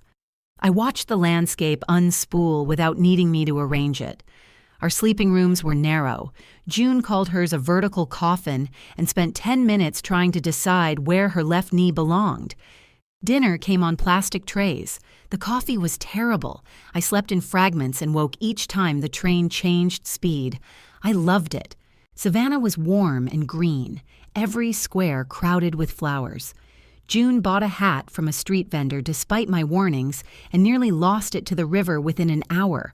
We walked until our feet hurt, rested, then walked somewhere else to complain about our feet. At lunch, I caught myself cutting June's sandwich in half because the knife was closer to me. She moved the plate away. "Control yourself. I was helping. You were trespassing." I handed her the knife. We laughed so loudly the couple beside us moved tables. I thought about Scott everywhere. Martin, too. The shape of missing them was different, but both absences followed me. Martin's felt permanent and tender at the edges. Scott's felt close enough to touch and dangerous to approach.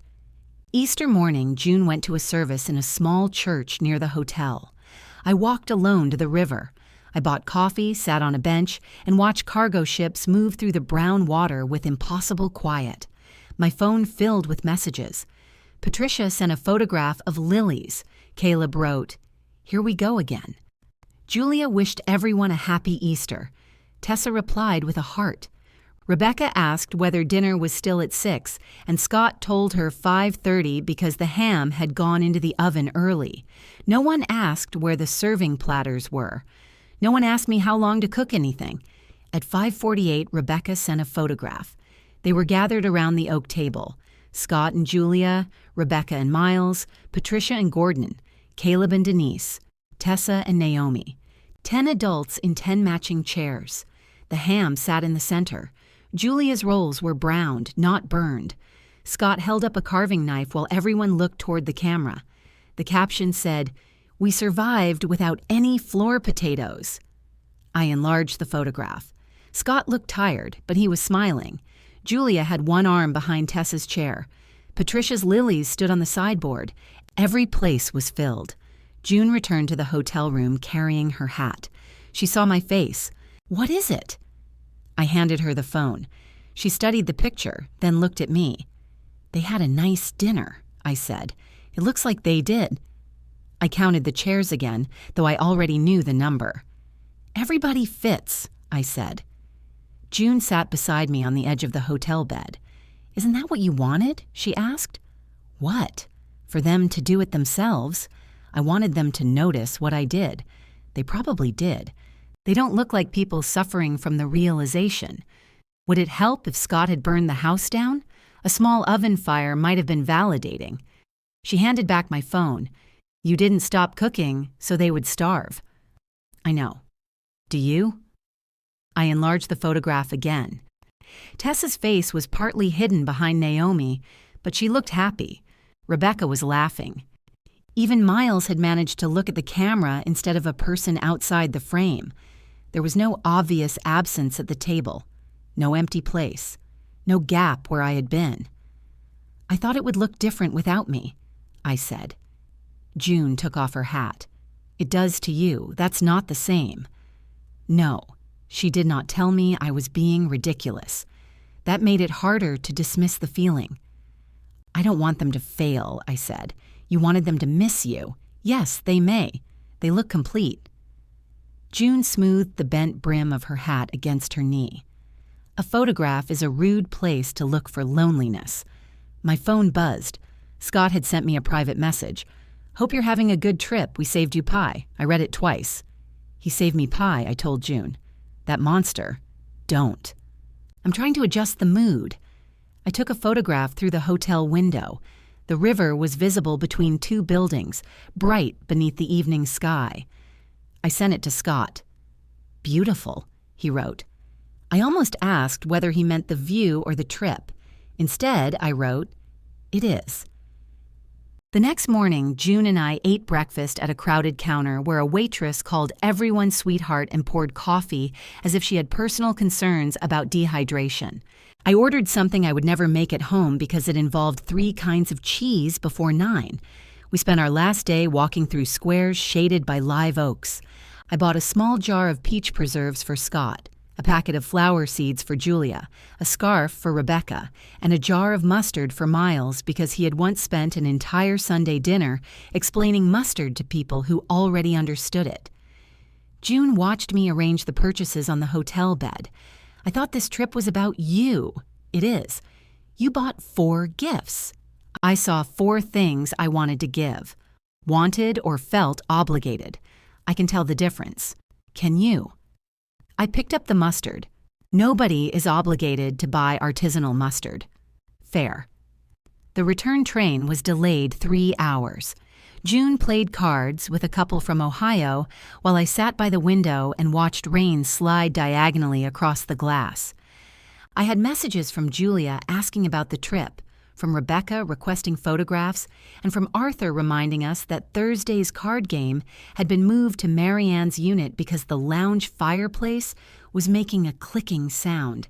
Nothing from Scott after the picture of the river. I could have called. I didn't. When I reached home, there was no pie waiting outside my door. I laughed at myself for checking. Scott invited me over the following Sunday. Dinner was at 6, and he did not suggest I come early. I brought the preserves in a paper bag.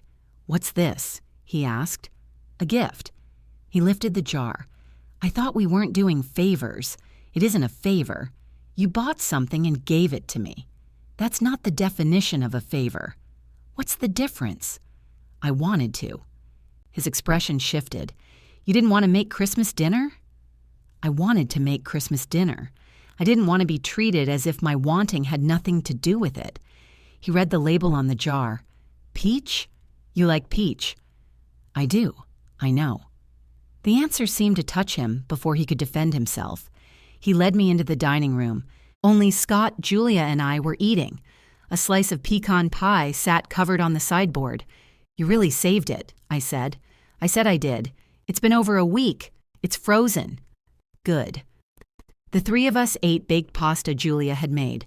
It was slightly undersalted and completely pleasant. Scott asked about the train. Julia wanted to know whether June had lost her hat. I showed them photographs, including one of June standing beside a fountain with the hat tied beneath her chin using a shoelace. Scott laughed. "I'm glad you went," he said.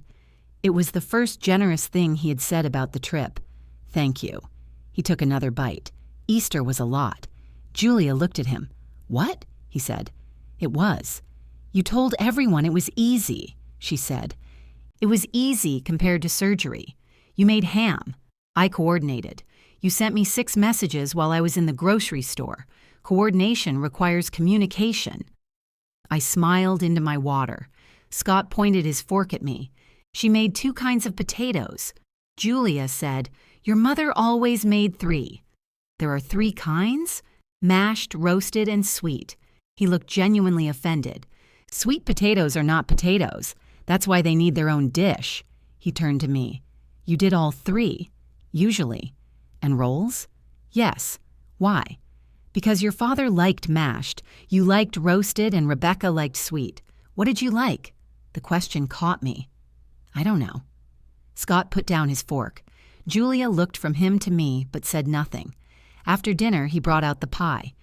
He had cut it before freezing, and the crust crumbled when he tried to lift my slice. He apologized. "It tastes the same," I said.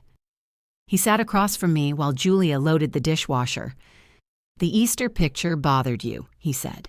I looked up. "Rebecca said you went quiet after she sent it. Rebecca talks too much." She was worried. I had a moment. "Because we had dinner without you?" "Because you looked as if nobody was missing." He stared at me. "You chose not to be there." "I know. You can't leave and then get mad that we ate." "I'm not mad." "Then what?" "I'm trying to be honest. Honest would be saying you wanted it to go badly." Julia stopped moving in the kitchen. I considered denying it. Part of me did. Scott leaned back, vindicated. "Not because I wanted you unhappy," I continued. "Because I wanted my work to have weight. I wanted you to notice the space where it had been." We noticed. The photograph didn't show it. "It was a photograph, Mom. We weren't going to hold up signs saying the gravy took 40 minutes. I smiled despite myself. He softened. "We missed you," he said. "It was also a good dinner." Both can be true. Apparently, that's the family motto now. Julia resumed loading the dishwasher.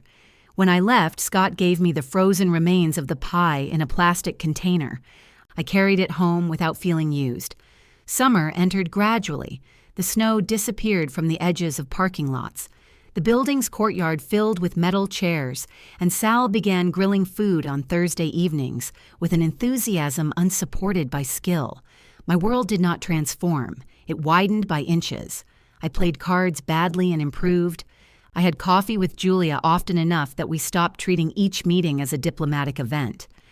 Rebecca began calling to tell me things before telling the family thread. Once, when she and Miles argued about the sofa they had not bought, she asked what I thought. "I think you should talk to him." "That's not advice. It's better than making me agree with you." She groaned but called me the next day to say it had worked. Scott called less often than before Christmas, but the calls changed. Sometimes he needed something. Sometimes he sent me a photograph of dinner and asked whether chicken looked cooked, though I suspected he knew it did. On the 4th of July, he hosted a cookout. "What should I bring?" I asked. "Potato salad." "One dish?" "One dish." "What about dessert?" "Caleb." "Has Caleb ever made dessert?" "He bought a freezer. That isn't the same skill." "Mom, I'll bring potato salad." When I arrived, there were enough patio chairs arranged in a loose circle. Not 11 matching chairs and one apology. Enough chairs. Scott saw me look. "I counted," he said. "I can tell." He pointed to a padded chair in the shade. "That one's yours." Every conversation within 10 feet seemed to pause. My stomach tightened. Then Scott's face changed. He heard himself. "I mean, if you want it," he added quickly. "There are others. I'll take the one in the shade." He nodded and walked toward the grill. Julia came beside me. He practiced that. He should have practiced longer. He did. I laughed. The cookout was messy and loud. Caleb brought frozen pies that were still solid in the center. Gordon burned one batch of hamburgers because he became involved in an argument with Miles about charcoal.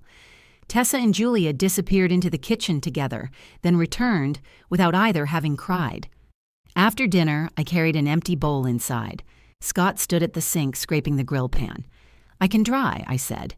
He turned off the water. "You don't have to." "I know." He studied my face. "I want to," I said. He handed me a towel. We worked beside each other for 10 quiet minutes. He washed. I dried. Nobody thanked me excessively or assumed I would continue after I was tired. When the last pan was in the rack, I put down the towel. "That's all I'm doing." "Okay." He said it without bitterness. I drove home believing we had finally found the edge of something better. That belief made me careless. By October, Scott had begun adding requests to our conversations again. At first they were small. Could I bring a salad Sunday? Could I remind Rebecca about Gordon's retirement dinner? Did I still have the recipe for Martin stuffing? Each request was reasonable alone. Together, they formed an old path beneath my feet. When Julia announced that Thanksgiving would be at her parents' house, Scott asked me to make sweet potatoes, then stuffing, then rolls, because Julia's oven would be full. I said I would bring sweet potatoes, I told him. "The stuffing is easy, then make it. You make it better. I'll send you the recipe. It doesn't have measurements. It has enough." He laughed as if I had agreed. On Thanksgiving morning, he arrived at my condominium carrying an empty roasting pan. I opened the door but did not step aside. "What's that?" "The stuffing." "That is a pan. The ingredients are in the car. You're cooking them. At your place." "No." His smile disappeared. "Mom, come on. We've been doing so well." "We have." "So why are you making this difficult? Because I said I would make one dish, and you kept adding work until my no became inconvenient. It's stuffing. Then you should have no trouble." He looked at the pan in his hands. For a moment, I saw the Christmas argument returning whole. Then he exhaled. "Can I use your kitchen if I do it myself?" I considered. Yes. He carried in the ingredients. I made coffee and sat at my table while he chopped celery too large and swore at the recipe. I answered direct questions. I did not take the knife from him. The stuffing was uneven but edible. At Patricia and Gordon's house, Scott told everyone he made it. Then he looked at me. With supervision, he added. It was not an apology. It was effort. After dinner, while the others discussed December plans, Scott tapped his glass. "Christmas at our place again," he announced. "Same group. This time we'll have enough chairs." Several people laughed uncertainly. Scott looked at me. "Mom, you can come over the day before," he said. "We'll do it right this year." The old invitation settled between us, dressed in better language and carrying the same expectation. I folded my napkin. "No," I said. Scott blinked. "No to coming the day before?" he asked. "No to doing Christmas the way we used to." Patricia touched the pearl necklace at her throat. Gordon concentrated on folding his napkin into smaller and smaller rectangles. Scott leaned back. "I just said we're fixing it. You said there would be enough chairs. There will be." The number of chairs was never the whole problem. Caleb looked at Denise. Denise gave him a warning stare before he could speak. Julia set down her fork. "We can split up the food." "I'm not talking about food," I said. "What are you talking about?" Scott asked. "Not here. You said no in front of everyone, because you made the invitation in front of everyone. It wasn't an invitation, it was a plan." "Exactly." Tessa shifted in her seat. Naomi touched her wrist, the same quiet gesture I had seen at Christmas. Patricia cleared her throat. "Maybe we should all take a breath. Holidays bring out strong feelings." "Thank you, Mom," Julia said without gratitude. "I'm only saying family should be more important than old misunderstandings." Scott looked at me as if Patricia had made his case. "It is," I said. "That's why I'm not pretending this has been resolved." Gordon unfolded his napkin and laid it across his plate. "Who wants coffee?" Everyone did, including people who never drank coffee after noon. The room broke apart. Caleb carried plates into the kitchen. Denise began wrapping leftovers. Patricia found a container for the stuffing, then praised it 3 times because Scott was standing close enough to hear. I helped carry my own dishes to the counter. Scott followed me. "You don't get to start that and walk away," he said under his breath. "I'm not discussing it in your in-laws' kitchen. You had no problem announcing it in their dining room. I answered your question. I didn't ask one. That was also the problem." Julia stepped between us holding the empty sweet potato dish. "Not here," she said. Scott gave her a look. "You're agreeing with her." "I'm agreeing with the location. I said we'd have chairs. I said she could come the day before so we could do it together. I don't know what else I'm supposed to say." "You could ask what she wants," Julia said. He turned to me. "What do you want?" "Not like this," he laughed sharply. "Of course." He walked out through the dining room and disappeared toward the front of the house. Julia set the dish beside the sink. "I'm sorry. Stop apologizing for him. That one was for me." I looked at her. "I knew he was going to announce Christmas," she said. "I told him to call you first. Why didn't you call me?" "Because I'm trying not to manage his relationship with you." It was a good answer. I still disliked it. When I put on my coat, Scott was standing outside beside my car. The evening was cold enough to turn his breath white. "You planned that," he said. "No. You waited until everybody was listening. I didn't know you were going to announce anything, but you already decided you weren't coming. I said I wasn't coming the day before." "So you are coming to dinner?" "I don't know." He stared at me. "How can you not know?" "Because I'm trying to decide whether I can sit at that table without spending the evening waiting to see how you diminish me this time." His face tightened. "I bought you a $1,000 chair. That didn't help. I counted every seat for July, I noticed. I invited you at 6. I cooked. I stopped expecting you to clean. I made stuffing today with a recipe written like a threat. What more do you want? You keep doing things so we can stop talking about why you did the first thing. It was a folding chair. It was a decision.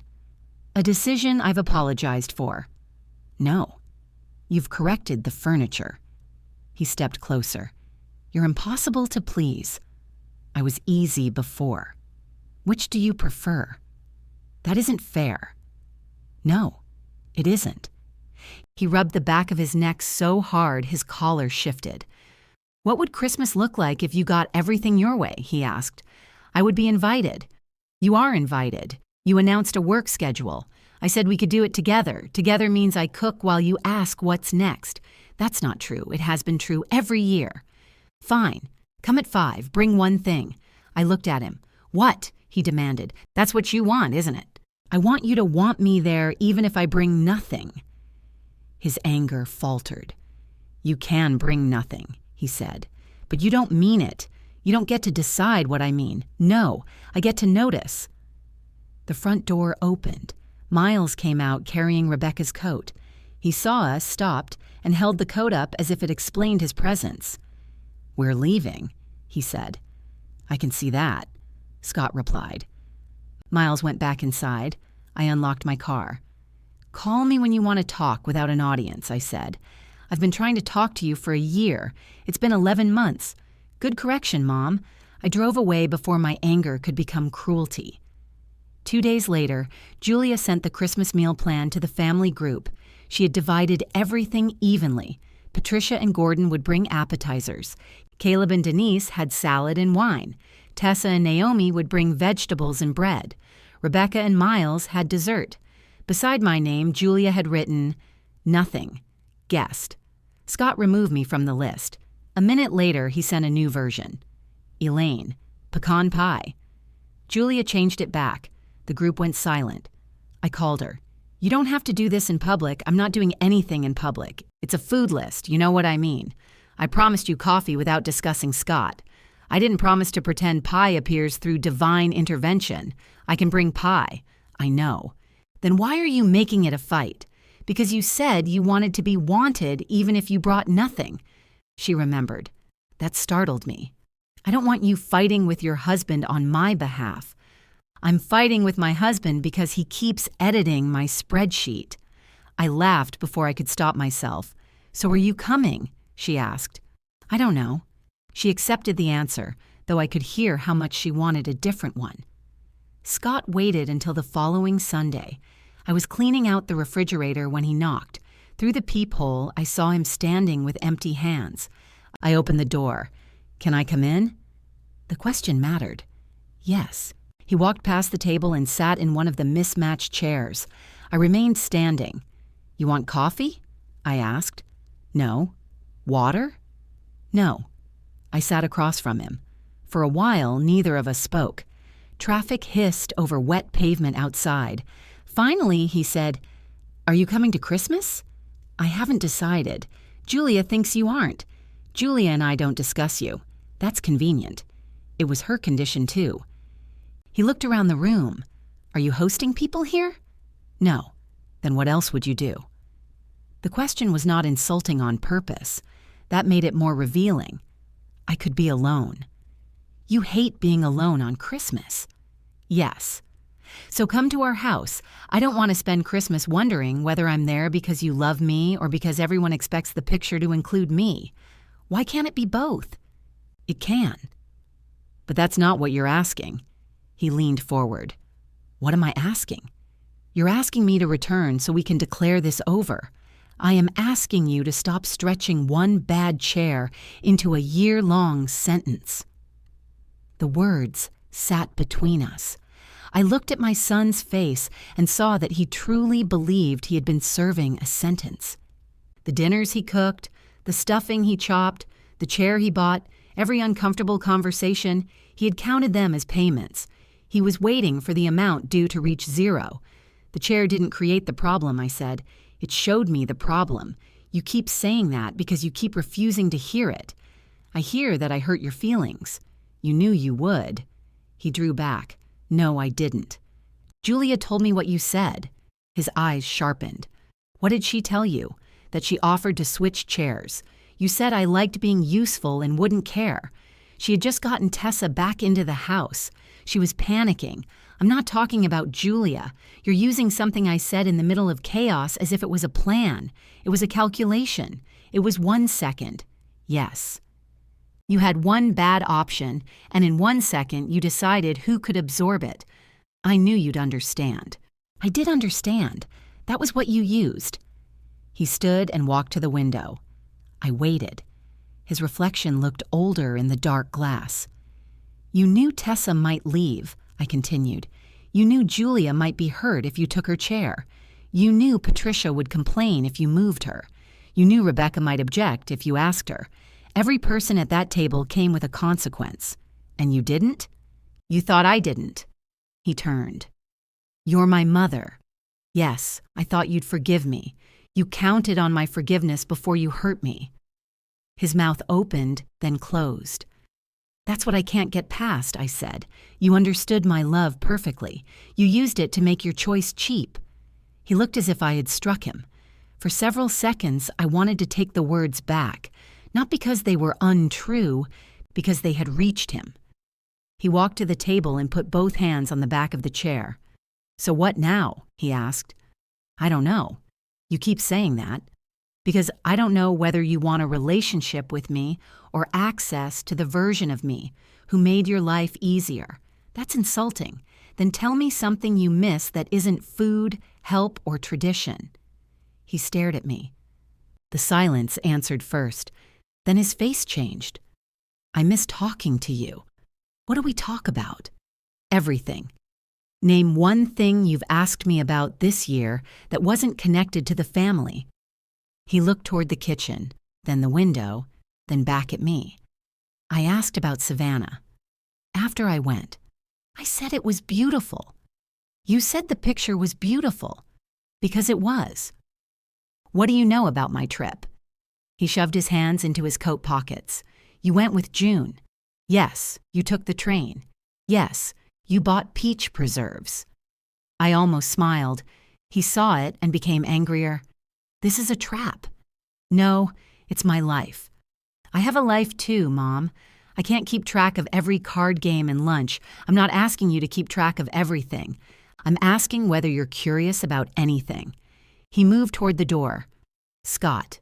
He stopped, but did not turn. "I love you. Then come to Christmas." The answer broke something small and stubborn inside me. "No," I said. He turned then. "I'm not coming." His face went still. "Fine." He opened the door. "Scott." "What?" "This isn't what I want. You keep saying no and expecting me to believe that." He left. The door closed with ordinary softness. June found me sitting at the table 20 minutes later. I had called her, then forgotten doing it. She did not ask whether I had won. She made tea and sat across from me. "What happens on Christmas?" she asked. "I don't know. Marianne is going to her sister's. Sal has nowhere to be until late. Arthur claims Christmas dinner is propaganda invented by turkey companies. I thought that was Thanksgiving. He has several theories." I looked around my small dining area. 4 chairs. "We could eat here," I said. June followed my eyes. "You don't have to host us." "I know. Everybody brings something." "Yes. Arthur does not cook. He can bring wine. He'll bring gin. Then he can bring ice." June reached across the table. "Only if you want to." I thought of the oak table, 10 matching chairs, and the place Scott had made for me. Then I thought of this table, bought cheaply after Martin died, with 4 chairs that matched nothing except one another in purpose. "I want to," I said. That night, I sent Scott one final message. "I won't be at Christmas dinner. I hope you have a good evening. I love you." He read it. He did not reply. The message remained beneath his name with the word read and no answer. I carried the phone into the kitchen, opened the refrigerator, and stared at food I did not want. The pecan pie container from Easter was long gone, but I could still picture it on the middle shelf, an ordinary proof that Scott could remember me when I wasn't there. I closed the refrigerator. June had left her mug in the sink. I washed it, dried it, and put it in the cabinet. Then I took it back out because she preferred that mug and would probably be there the next day. Preparing for someone who had agreed to come felt different from preparing for someone who assumed I would. At cards, Arthur brought a bottle of gin to prove June's prediction correct. "It has botanical properties," he said, "practically a vegetable." Sal volunteered to make roast pork for Christmas. June claimed mashed potatoes. Arthur was assigned ice and warned that frozen water was not improved by alcohol. "What are you making?" Sal asked me. "I thought I'd do green beans and rolls. You're hosting. You don't have to make everything." I named 2 things. You said rolls in a tone that contained 4 side dishes. June pointed at him. "She does that." "I'm sitting right here," I said. "That's why we're intervening." We settled on roast pork, mashed potatoes, green beans, salad, rolls from a bakery, and whatever dessert Sal's cousin made at the restaurant where she worked. Nobody asked for ham. Nobody needed 3 kinds of potatoes. Arthur wrote ICE on his wrist, then washed his hands and erased it. When Rebecca called, I was measuring the table to see whether we could fit a 5th chair at one end. "So it's true," she said. "What's true?" "You're having Christmas dinner?" "Yes, with June, and Sal and Arthur." "Who are Sal and Arthur?" "People I know. I know they're people." "Then we're making progress." She sighed. "Am I invited?" The measuring tape slipped from the edge of the table. Are you asking because you want to come? I'm asking because it feels strange that you're hosting a Christmas dinner and didn't tell me. You're going to Scott's. I could stop by yours first. For what? To see you. Then see me another day. Mom, I'm not creating a competing Christmas. You already did. No. I made plans after declining his. Same date, same meal. Most Christmas dinners have that problem. She was quiet. He's really hurt. I know. He told Julia you said he only wants you around for what you do. I said I don't know whether that's true. That isn't better. It was honest. What do you want me to do? Nothing. You always say that when you want me to do something. Then this can be your chance to believe me. I heard Miles speaking in the background. Rebecca covered the phone, answered him, then returned. I hate this. So do I. I don't want to choose. You're not choosing. You're having dinner with your brother because that was already your plan, and you'll be here with people I don't know. Yes. Will you at least come for dessert? No. Her hurt traveled through the phone. I gripped the measuring tape. If I come after dinner, everyone will spend the evening waiting for me. Scott will treat my arrival as the ending where everything goes back to normal. I can't do that. Maybe normal wasn't all bad. It wasn't. That was the sharpest part. Normal had contained Martin's laughter, Rebecca stealing crisp skin from the turkey, Scott carrying every heavy dish even when I told him I could manage.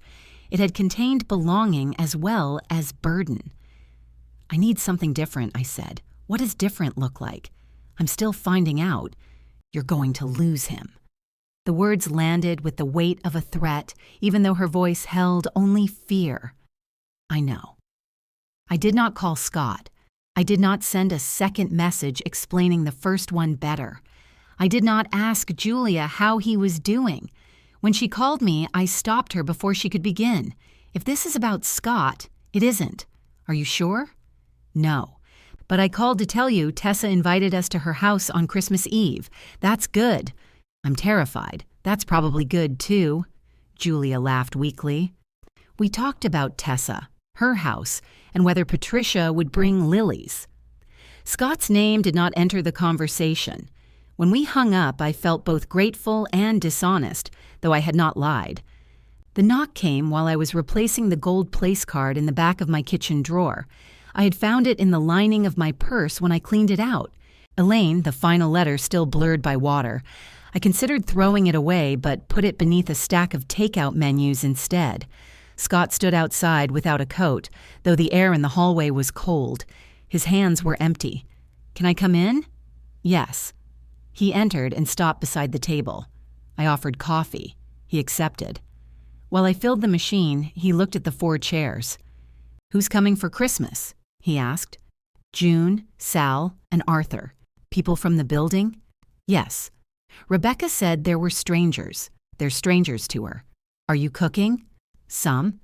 His mouth tightened, but he let the question go. We sat with our coffee. He held his mug between both hands and stared into it.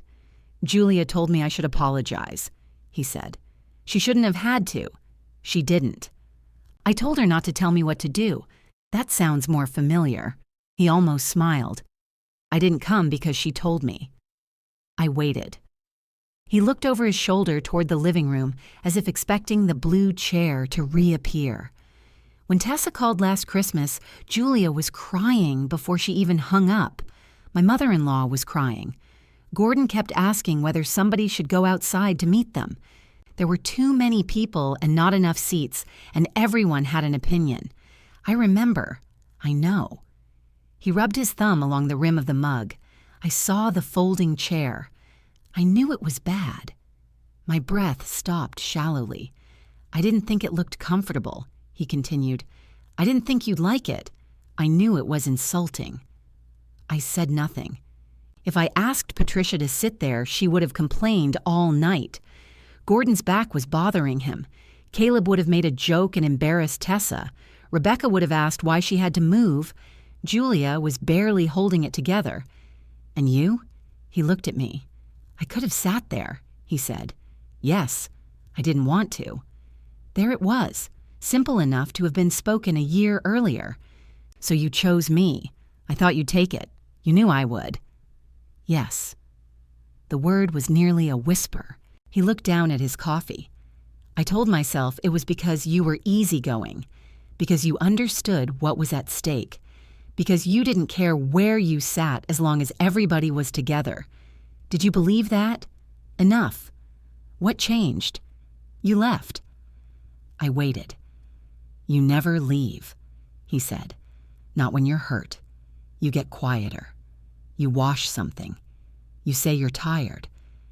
Then the next day, you're already fixing whatever made everybody uncomfortable. I looked at my son and heard the accuracy of his observation. When you canceled brunch, I thought you were trying to scare me, he continued. Then you kept saying no. Every time you did, I got angrier because I thought you were changing the rules after I'd spent my whole life learning them. I didn't know those were the rules. Neither did I. He set down the mug. The chair I sent was stupid. It was very comfortable. He laughed, but his eyes had filled. I bought it because I wanted you to stop being upset. Not because I understood, I know. I kept trying to get past it.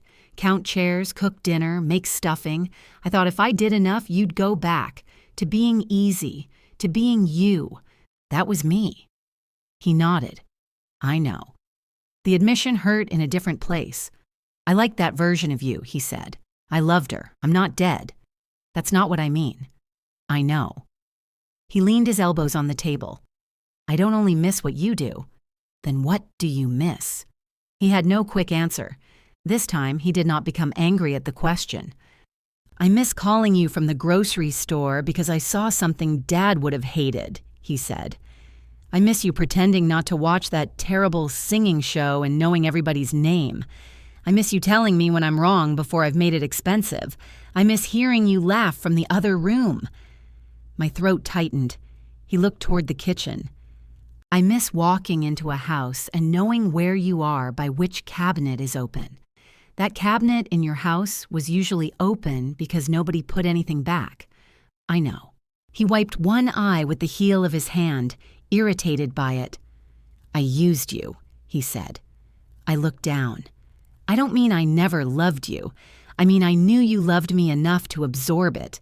I knew every other person at that table might make me pay right then, so I spent your forgiveness before I asked for it. The words were his own version of mine. That mattered. I'm sorry. Neither of us moved. An apology does not repair the thing it names. It only stops arguing that the break is imaginary. Thank you, I said. His face changed with disappointment.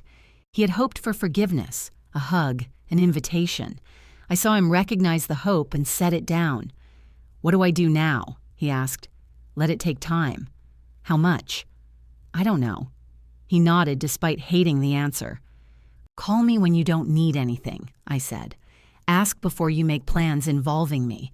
If I say no, don't punish me for it, okay? And don't make Julia explain you. I didn't ask her to. You let her. He nodded again. I walked him to the door. He paused. I know I'm not invited Christmas. The sentence hurt both of us. I'm not ready for my dinner to become about whether we've repaired everything. I understand. I'm sorry. Don't apologize for that. He hugged me. Not tightly, not long enough to turn the moment into absolution. At the elevator, he looked back. How was cards? I laughed. I lost. What do you play? I told him. He asked who my partner was and listened to the answer. The next evening, he sent a picture of a jar of peach preserves beside his toaster. Open these. They're good. No request followed. 2 days later, he called while I was leaving for coffee with Julia. Bad time? He asked. Yes. Okay, call me if you want. He did not ask where I was going or make me reassure him. When I called that night, he asked about Savannah. Not the train schedule or the hotel. He wanted to know what I had liked best. The river, I said, and a breakfast that probably shortened my life. What was in it? Cheese. Then more cheese. He laughed. We spoke for 11 minutes. On Christmas morning, Scott sent a message before 8. Merry Christmas, Mom. I love you. I hope dinner is wonderful, I replied. Merry Christmas. I love you too. I cooked green beans. June arrived with potatoes in a pot wrapped in 2 towels. Sal brought roast pork and a chocolate cake because his cousin had correctly decided dessert mattered. Arthur appeared with 3 bags of ice and no gin. I'm demonstrating growth, he said. 4 adults sat at my round table in 4 mismatched chairs. The rolls came from a bakery. 1 fell on the floor, and Arthur ate it anyway. Sal's pork was overcooked at one end and perfect at the other. June complained about the music until I let her choose it, then selected the same station. Nobody asked me to get up once we sat down. After dinner, Sal washed, Arthur dried, and June put leftovers into containers while criticizing my lids. I stood in my own kitchen with nothing to do. It was not the Christmas I had spent 42 years making. It was good. It also hurt. When everyone left, Scott's family photograph waited on my phone. 10 people around the oak table, 10 matching chairs. Scott was smiling, but not at the camera. He was looking toward the empty doorway beside him. A private message followed. Dinner was good. I missed you. I wrote, mine was good too. I missed you too. His answer came a minute later. Can I stop by tomorrow? I looked at my quiet table. Yes, I wrote. Come after lunch. I woke to one of June's serving spoons in my dish rack and a line of chocolate frosting dried along the edge of the counter. The table still held 4 wine glasses. 1 chair was turned sideways where Arthur had risen to demonstrate what he claimed was the correct way to escape a sinking ship. Sal's paper napkin had somehow ended up beneath the radiator. It looked like a dinner had happened there. Not a substitute dinner, not a protest, a dinner. I made coffee and ate a piece of cake standing at the counter. At 10, June sent a message asking whether I had enough potatoes to survive until spring. At 10:15, Arthur wanted to know if he had left his scarf. He had worn no scarf. Rebecca called before 11. Merry day after, she said. Merry day after. How was your dinner? Good. Sal overcooked half the pork, Arthur ate a roll off the floor, and June insulted my storage containers. So normal. Apparently. She was quiet. How was yours? I asked. Good too. Both answers were true. Neither answer covered enough. Scott was strange, she said. I'm not discussing Scott through you. I know. I'm just telling you. That's still discussing him. He kept looking at the front door. I said nothing. Julia told him to stop. That sounds like Julia. We missed you. I missed you too. Did you miss us enough to feel bad? Rebecca. I'm joking. Mostly. I carried my coffee to the table and sat in June's chair. Your brother is coming after lunch, I said. He is? He asked. What are you going to say? I don't know. Do you want me to come? No. The answer arrived without guilt. She accepted it without pretending relief. All right, she said. Call me later if you want. I will. And Mom? Yes? I'm glad your dinner was good. I'm glad yours was, too. After we hung up, I cleaned slowly. I wiped the table, folded the extra chairs against the wall, and divided the remaining pork into containers. I changed my blouse twice, then became irritated with myself and put the first one back on. At 12:45, I checked the parking lot. At 1, I checked again. At 1:17, Scott knocked.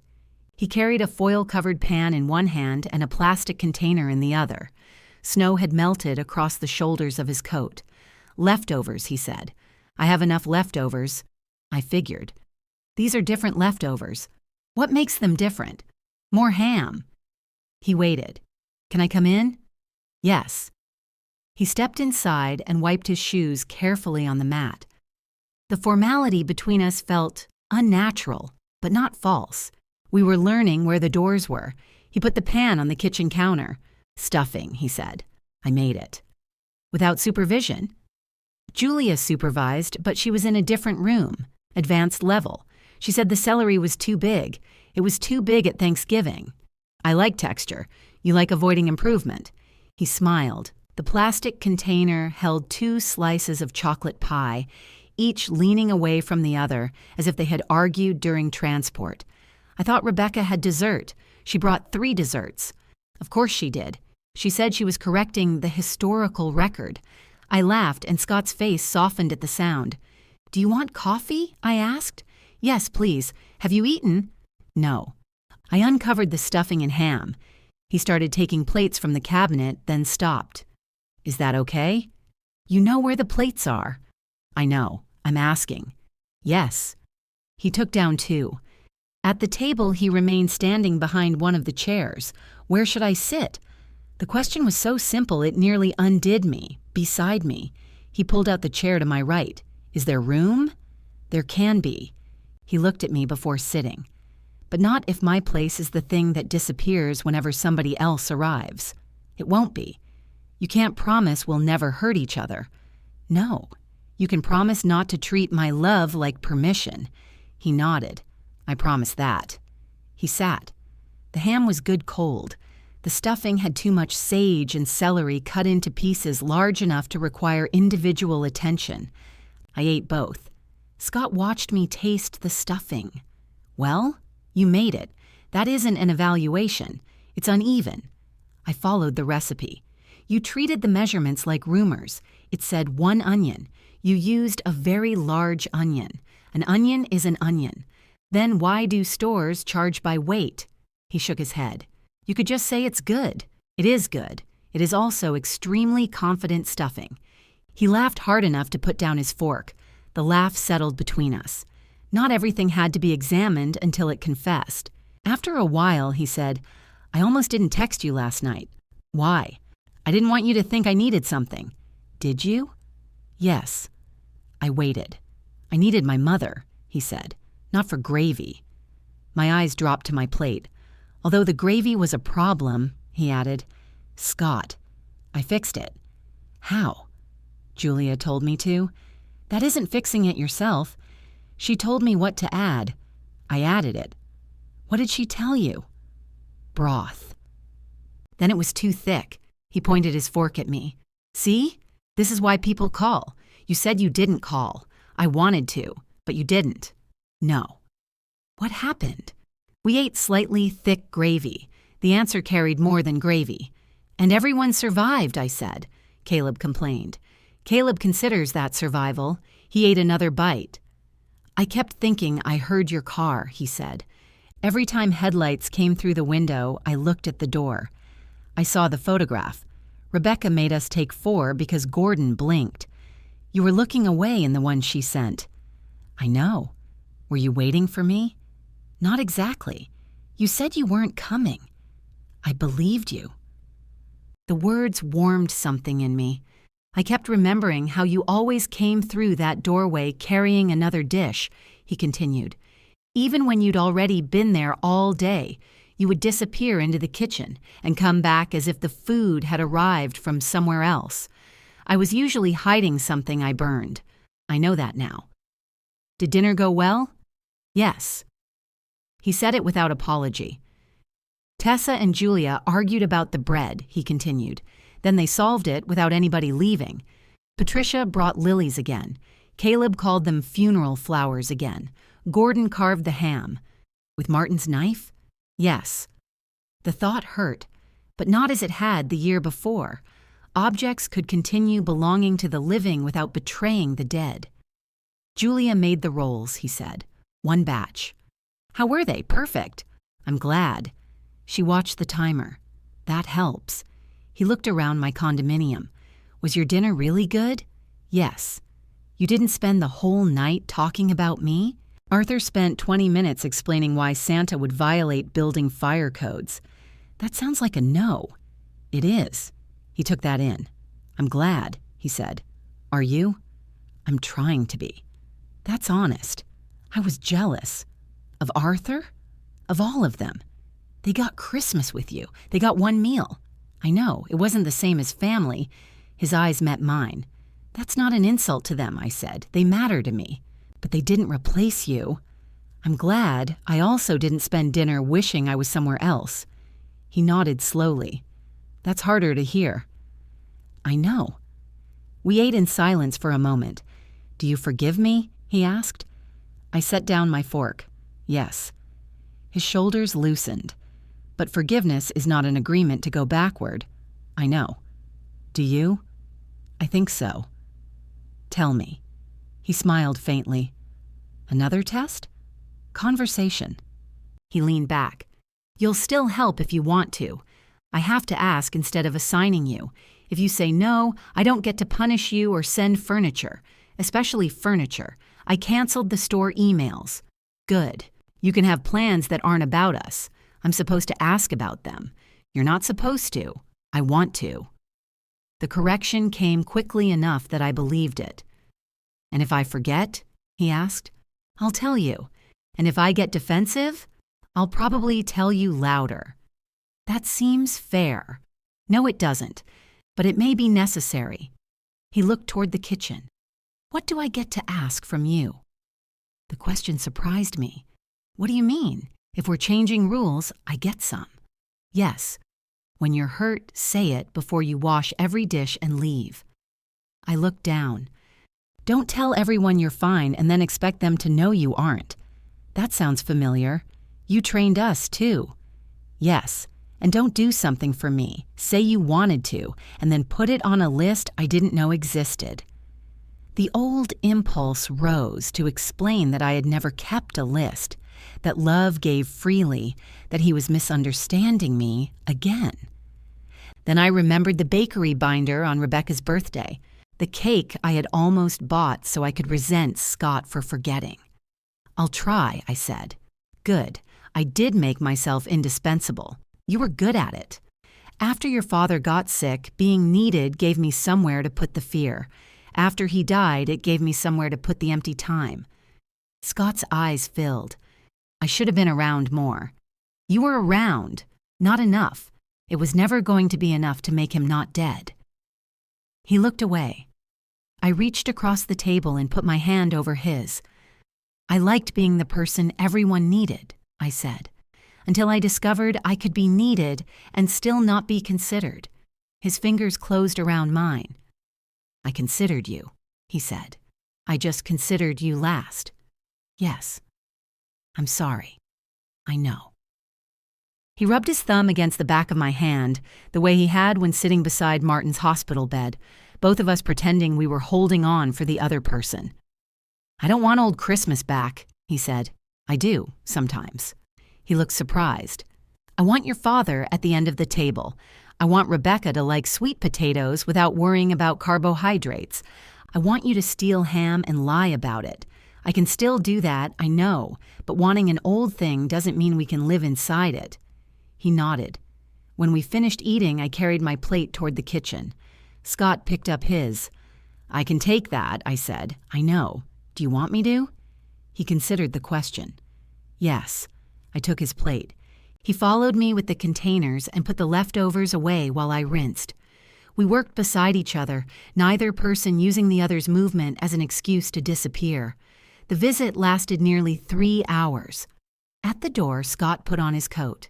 Dinner Sunday? He asked. Where? Our house. 6 o'clock. Who's cooking? I am. Then, yes. You don't have to bring anything. I might bring wine. That's allowed. Are Rebecca and Miles coming? I haven't asked them. Do you want me to? He stopped, then smiled. No, I'll call her. He hugged me. This time, neither of us measured how long. After the elevator doors closed, I returned to the kitchen to put away the clean plates. The drawer caught against something. I pulled it open farther and found the gold place card beneath the menus. Elaine. I held it for a moment, remembering the folding chair, the split vinyl, Scott's finger pointing as if my place had already been decided. Then I dropped the card into the trash. At the table, the chair beside mine remained pulled out, angled slightly toward where I had been sitting. I left it that way.